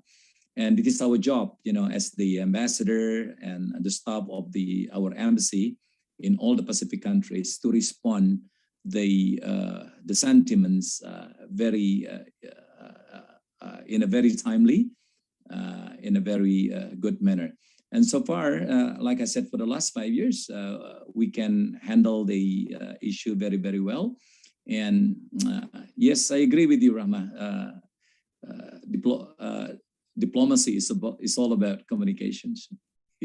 When you can deliver good communications, then you will have less. I'm not saying problem, but less pressures from the public. And this is what I learned from the government of New Zealand. Prime Minister Jacinda Ardern is a great communicator. She can convey the delicate and very delicate matters like COVID-19 in a very easy manner in language that can be easily understood by people of all levels here in New Zealand. And she said very clear, there is nothing that she hides. That's what creates trust from the people towards her. And I think the whole government benefits a lot from the performance of public speaking from the Prime Minister. All right, thank you so much for the answer. We still have another questions from Penny from Universitas Pertahanan to Bapak Tantowi Yahya. What are the lessons that we can learn from the case of New Zealand government handle the mass shooting case to avoid, division of society in Indonesia? Do you have any opinion on this question? Well, the Christchurch shooting 2 years ago that killed so many people, so many innocent people, really shocked New Zealand. They would never expect that their country, who had been considered as one of the safest countries on earth, could have been attacked by a single wolf or a lone wolf in a very horrific, tragic, and actions of terrorists like that. They would never expect that. So what they learned from that is that first, they got to be more careful. They could not take everything for granted. And the second one, they had to amend several laws that make people easily possess guns and weapons. And the third is their communications. There needs to establish good communications among people of many races and many beliefs and religions in this country. So those three things were the big things that they did extremely well. So to control the possessions of weapons and guns in the public, they amended weapon, or I forgot the name of the law, but they amended the gun possessions law. So before that, it was free for all the people to buy guns and weapons here. And that is the reasons why you found quite a number of gun shops here, you know, in big cities here in New Zealand. So buying guns was just like buying toys, and they never realized the danger of you know, giving freedom for the people to possess and to buy that. So they amended the law. You know, in many countries, especially in America, it's never easy to amend such law because you know, we are dealing with the interests of many stakeholders, especially the business people, the one who you know, the people who are dealing with the business of weapons. But here, like I said, because their democracy is very mature, it took them only a month, Penny, to amend that law. So when the new law was passed, it's no longer allowed, you know, for the public to buy and to possess weapons. So consequently, the gun shops here are all closed. So the people who are allowed to possess laws here are the people whose jobs and professions need guns, need weapons. And to have that, they have to have a special license from the government. And the second one is that the government was very active in engaging people that come from many beliefs and religions in New Zealand to live together, to engage together, because only by doing that, the door is pretty much closed for another act of terrorism to come to this place. So, yeah, those are, I think, three big things, three main things that I learned from the government of New Zealand, despite of being so small, but so many things that we can learn from this small country. Thank you so much for the answer. So law and regulation hold the important power in New Zealand, and also how the government engage people from different backgrounds to harmonize with people in New Zealand. Right. Another questions coming from Sonia, UGM, to Bapak Tantowi Yahya.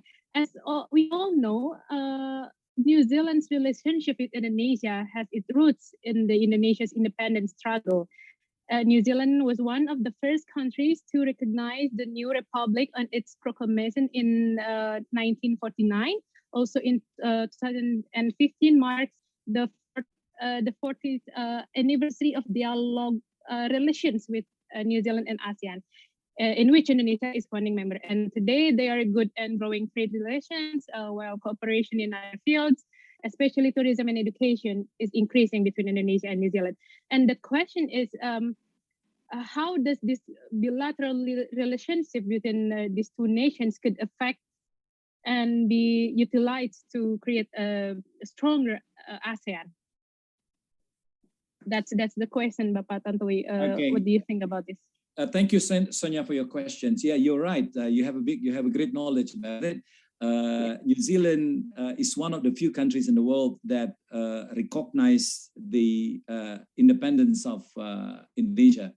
They are one of the few countries in the world that recognize the presence of new nations called Indonesians. Yes, That happens in 1949. And then 9 years later, 1958, both countries formalized their relationships. So it's quite old, yeah. It's quite old, our relationship with New Zealand. During that time, during that terms, we enjoy ups, all ups, no downs, so to say, in the relationships. We don't have any what do you call it, serious issues with the government of New Zealand. Our trade has been increasingly has been tremendously increasing from year to year. Even during the pandemic, we enjoy an increase. So it's very good, huh? So in the pandemic, and then we enjoy an increase. And then our products have been complementary. We don't have products that oppose each other. And then our political relationships is pretty much okay. There are cases like but the cases of, for instance, case about Papua, but this is not mentioned by the government. But this is from the, from the media, from the NGO, but nothing actually from the government. So speaking about political relation between Indonesia and New Zealand, we don't have any issue. Like I said, our economy has been great, and in terms of social and culture, our relationship with New Zealand has always been very productive. We are Indonesia is the only country in ASEAN that receives most scholarships from the government of New Zealand. And New Zealand also, I should say that, New Zealand is one of the first countries that adopts the concept of ASEAN, what do you call it, Indo-Pacific. Outlook. Pak Ade should have, Pak Ade should have told you about this. So Indonesia came up with a good initiatives in order to make ASEAN become very productive towards amidst the stringent competitions between China and the United States. And Indonesia came up with Indo-Pacific. And Indo-Pacific is a concept, once again, is a concept from Indonesia that involves all countries in the Asia-Pacific regions. And New Zealand is one of the few countries that firstly adopt and recognize the existence of this Indo-Pacific. Yes, other than that, what should I say? No serious issue, Sonia. So I should say that Indonesia and New Zealand have been friends for good, yeah, ever since we have our diplomatic relationship back in 1958. I hope I answered your questions. Putri, let me add a little bit as. Yeah, please, Pak Ade. Thank you. Good to see you, Excellency. Pak Dubes. Good to see you. Thank you for staying. I happened to visit Pak Tantowi before the pandemic. Luckily, I'd be able to visit Pak Tantowi. Anyway, I just to underscore what Pak Tantowi has mentioned, which he rightly mentioned about that New Zealand is one of the country who support the ASEAN outlook of Indo-Pacific, which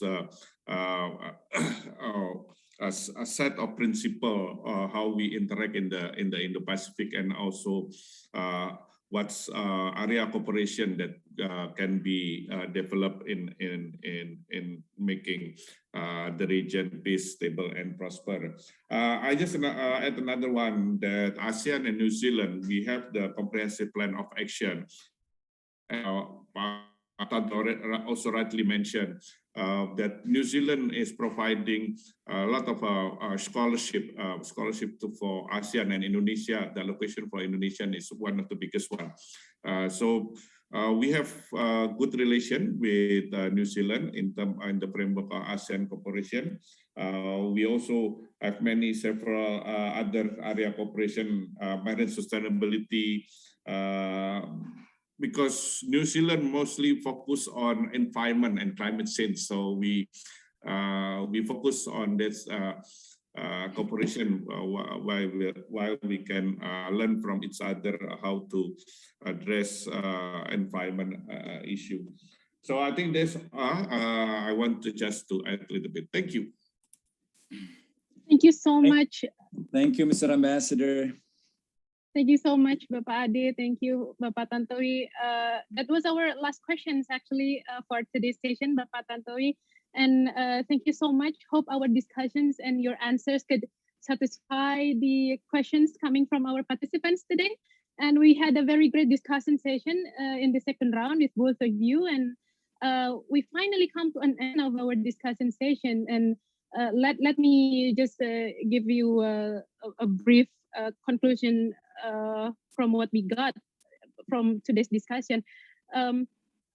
In Guzman, in his book in 2007, also mentioned that public value is a value for public. The core of public value is about the level of value that an organization could contribute to the society, and to deliver a high level of value to society, we need a strong system that could collaborate with each other to make it happen, especially in the current situation we are facing.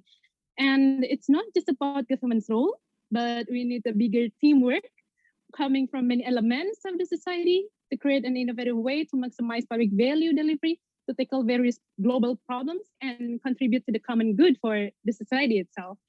All right, thank you so much once again. Please join me to give a big applause to our speakers today. Thank you so much. Putri. Yes?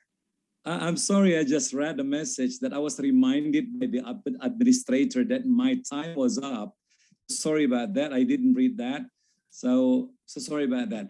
You know, yeah, that is the ambassador whose background was master of ceremony and TV host. I really like talking, and sometimes I forget about the time. So sorry about that. Usually, right, Ambassador yeah. Tantowi who provoked the discussion. We had a really great and dynamic discussion. Yeah. Thank you so much once again. And finally, thank to all the audiences and participants for the very active participations.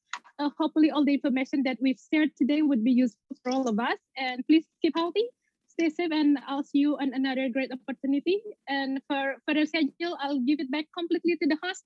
Naraya, please, the floor is yours. Thank you. Thank you, Bye-bye. Pade. Thank you, Pade. so much. Yeah, sama-sama Pak Tantowi. Yeah, good to see See you in person very, very soon. Yes. Bye, everyone. Okay. Bye, everyone. Thank you. I left. Before that, Mr. Tantowi and Mr. Ade Patmo, we're going to have some session to give the certificate as the highest appreciation from our committee. So thank you so much, Mak Putri, and of course, thank you so much, Mr. Ade Patmo and Mr. Tantowi Rahya. I need to also learn here from you, Mr. Tantowi, as the master of ceremony. I really got new insight about what we truly face today and what are we going to tackle tomorrow as ASEAN community, as well as how to face it through collaboration, good communications, and public participation from the experience of New Zealand. Once again, please give a round of applause for the excellent speakers and the great moderator in this session. And now to give our highest appreciation, we as the Public Action Committee would like to give an e-certificate for the speaker. I would welcome the speakers, Bapak Ade Patmo and Bapak Tantowi, to turn on the camera and receive their certificate from the President of Public Action. Ms. Erlinda Quinta, you may lead. On behalf of the team, we would like to convey our gratitude to Mr. Adipatmo Sarwono and Mr. Tantowi Yahya. Thank you so much for accepting our invitation to share your valuable knowledge and experience to all of the participants here today. It was really, really insightful and very much appreciated by the whole team. Once again, thank you very much and have a great day. Thank you. Thank you. Thank you. Now have the documentations, please, in 3, 2, 1. Okay, thank you. And next is for His Excellency Mr. Tantowi Yahya.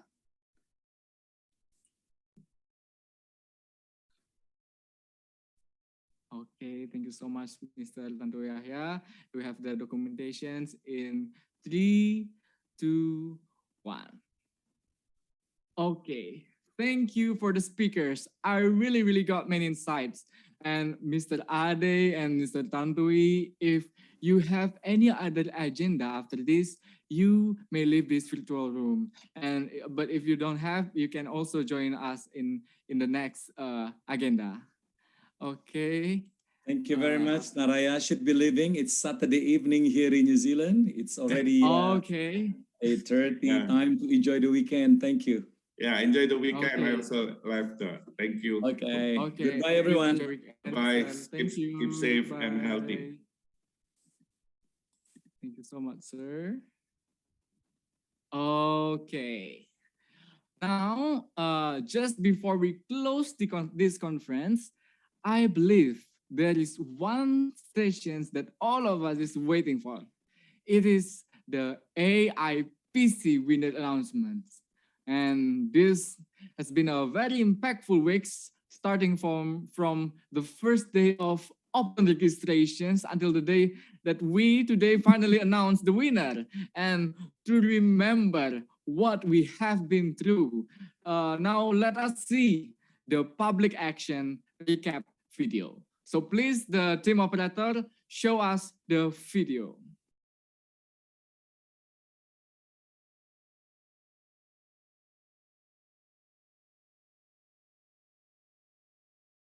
Okay. Okay. The term fashion has gone beyond its literal meaning. Have you seen It the has been screen yet? understood as the fulfillment of lifestyle. Mm-hmm.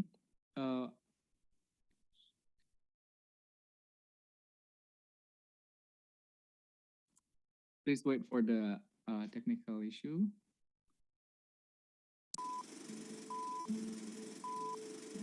The term fashion has gone beyond its literal. Is it visible in your screen? Because it's not visible in my screen. Okay. Okay, now I can see it.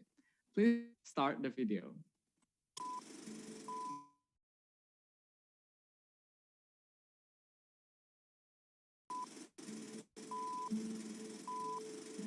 The term fashion has gone beyond its literal meaning. It has been understood as the fulfillment of lifestyle to the manifestation of social status. Behind the glitzy, glamorous fashion trends, there are mountains of fashion weeks in Belgium that rival the skyscraper of Las Vegas. When a civilization begins to roll, technological development conjures the night, diminishing the darkness by creating thousands of fake stars that magically lull us into their reflection, luring the world's border, mingling the silence in life with the sound of empty nature. To the indecisive democracy, will you please listen to me? I chant my secret stories to you with a discordant voice. But why did you silence me, imprisoning me behind the darkness that is not visible to the naked eye? Grant me freedom. Now, take the moment to liberate your mind. Can we make everything seem to be disappear? Can a civilization that contains our emptiness be repaired?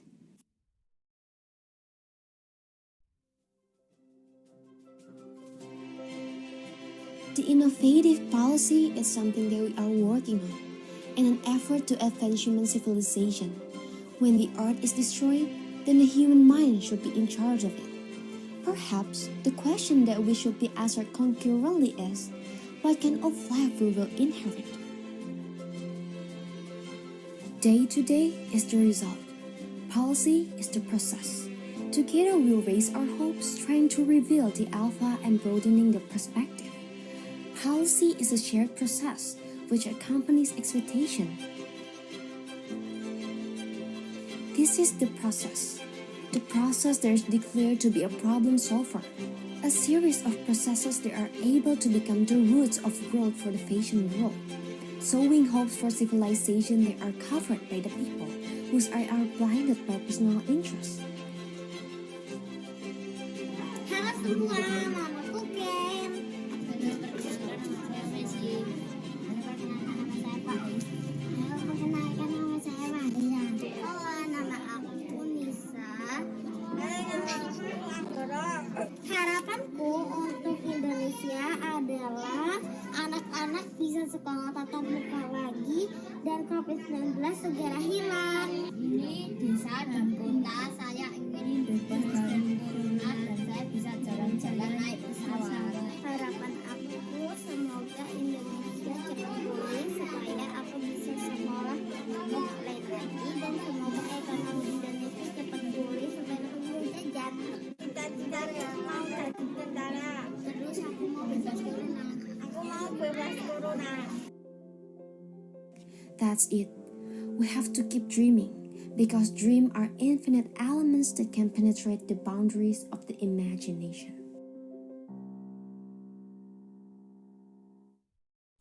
Wow, that actually is very deep video. Wow, give it a round of applause and give some expression about the video.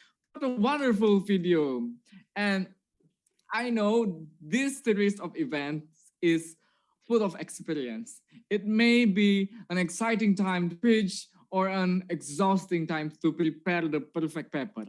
And nevertheless, every detail of your effort is impactful for your own learning experience and for your contribution to the public society. And as for now, I will announce the winner of ASEAN International Policy Competitions.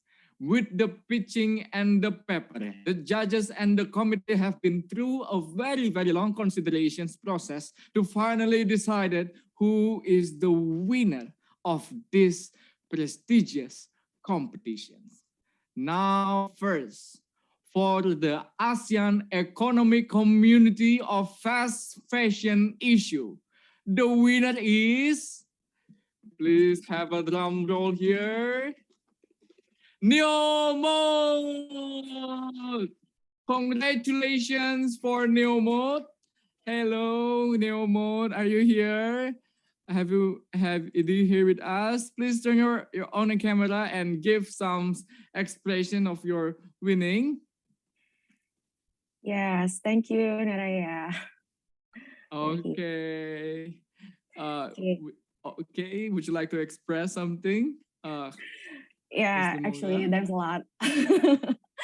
Okay, first of all, I would like to thank you for the honors. We, Neomode team, would also like to thank you for those who have participated in the Asian Innovative Policy Competition event by Universitas Gadjah Mada. We received a lot of experience in this series of events. Therefore, thank you to all the committees who have organized this event in a very good and extraordinary way, especially for our LO, Anya, who has accompanied us on our journey on AIPC. We also like to thank you to our mentor, Ms. Indita Karina, who has given us a lot of knowledge, especially in the fashion world. The knowledge you have given has contributed greatly to our journey to make these policy innovations. And the last, we also would like to thank you to all the participants for giving their best in this competition. The ideas that you guys give us a new perspective. So we thank you. We hope we can meet again in the future. Thank you once again. Thank you. Now let's continue with the second. For this ASEAN Socio-Cultural Community of Indigenous People issue, the winner is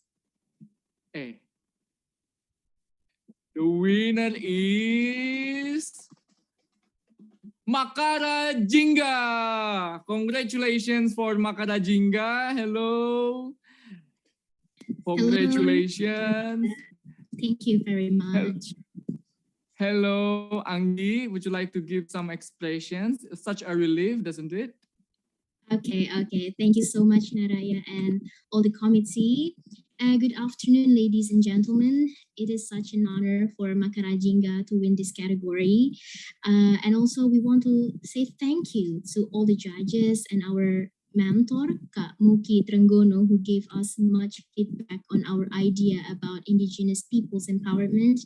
And also thank you to the committee and our supportive facilitators, Kinanti and Acha, that always support Makara Jingga from the beginning. We hope that our policy brief, our recommendation can contribute to Indigenous people's empowerment and recognize them as a subject of development. That's all from Makara Jingga, and thank you very much for this opportunity. Thank you, Makara Jingga. Once again, congratulations. And now, for the ASEAN's political security community of freedom of speech issue, the winner is the platform. Congratulations, the platform. Who is this?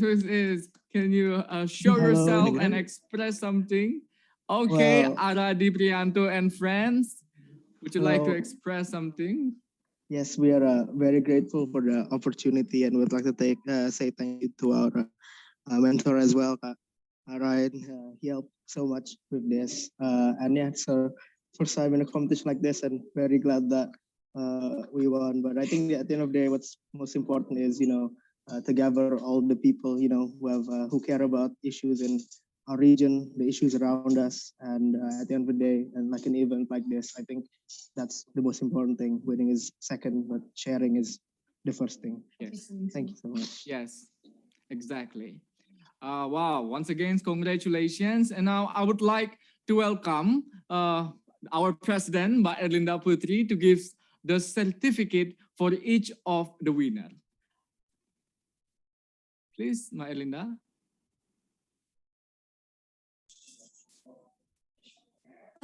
To all the ASEAN Innovative Policy Competition winners, congratulations.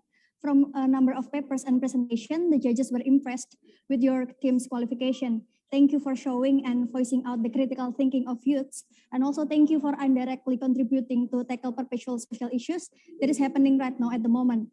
We do hope that you will not stop here and keep on striving to be the best until you are actually able to make changes. Once again, congratulations for winning the competition. And I think now is the time to take the documentation. Documentations. Okay. Let's start with the first issue with Neo mode. Please, Neo mode, could it be highlighted and take the documentations? Okay, and we start the documentations in 3, 2, 1. Okay, now we continue to the next is Makara Jingga. Please, Anggi as the representative to be highlighted and take the documentations. In 3, 2, 1. Okay, thank you, Anggi. Now let's move to the platform. The representative may be highlighted and I will lead the documentations. Please, Adi, yes. Please highlight Aradi and friends. Okay, now I will lead. Hey, okay, now it's on cam now. The documentation is on 3, 2, 1. Okay, thank you so much for all.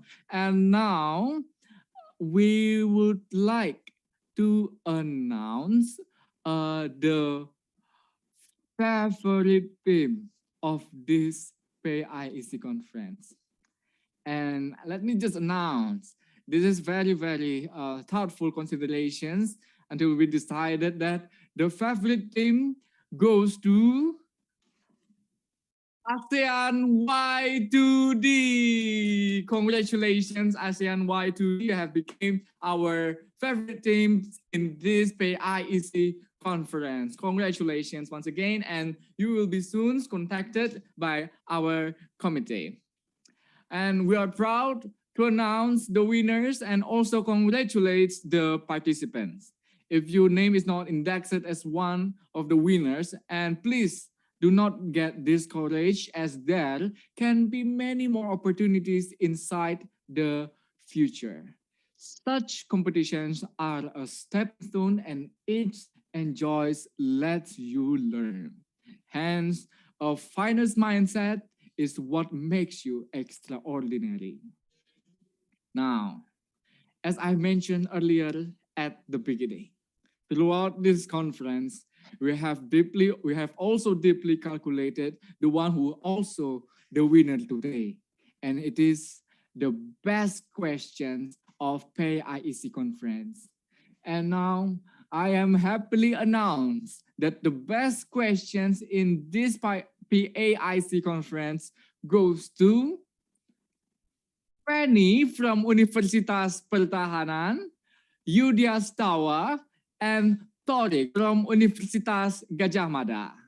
Congratulations, Penny, Yudiastawa, and Torik. You will receive a very, very interesting gift from our sponsor, Sari Ayu and Bear Work. And please contact our committee through our confirmation in the chat below box, through the WhatsApp and the contact person as is provided below. And now, congratulations once again. To close our conference, what would be better without any documentations? And now I would like to invite all of you, the participants, the speakers, the committee, please to turn on your camera for documentations. And please, if you don't have any technical issues, you can turn on your camera. I will wait for a couple of seconds for you to be prepared.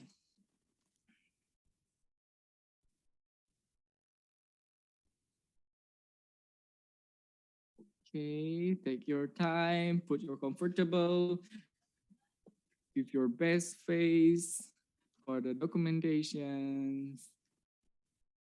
Now or never, and I will wait in 2:45 lah, 2:45. I will wait. I will patiently wait. Okay.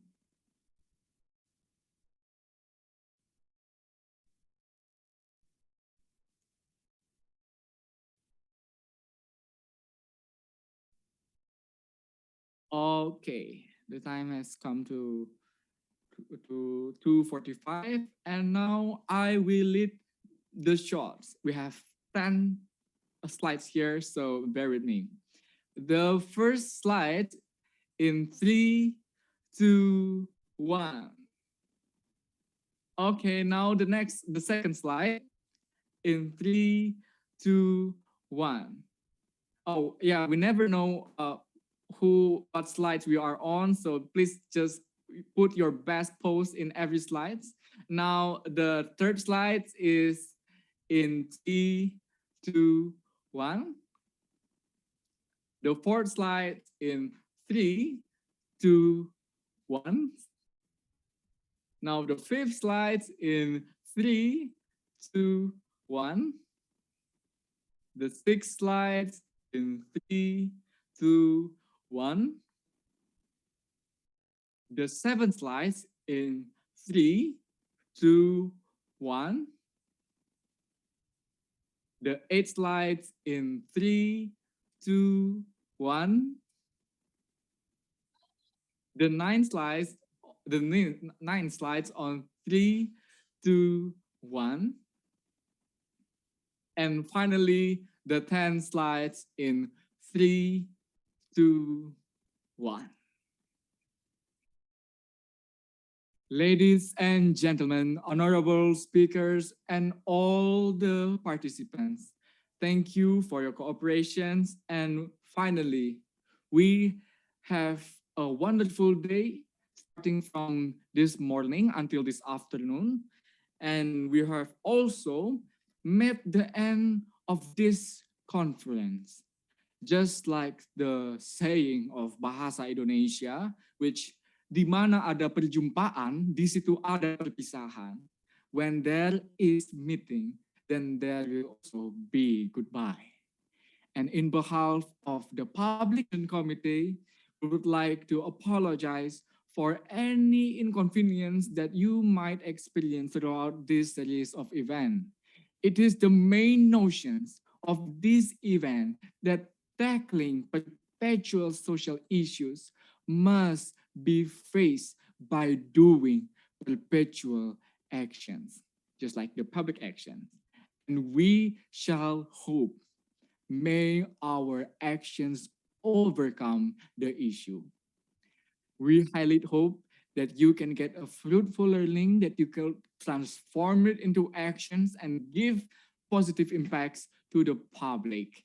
Until then, till we meet again in the next opportunity and of course in the next public action. Thank you all for the cooperations. Stay safe, stay healthy, and farewell. Thank you very much, everyone. Thank you. Woohoo, give some reaction and goodbye. Goodbye. Thank you so much for today's attending the conference. Thank you. Thank you. Hope the best. Stay safe and stay healthy. Thank you. Goodbye.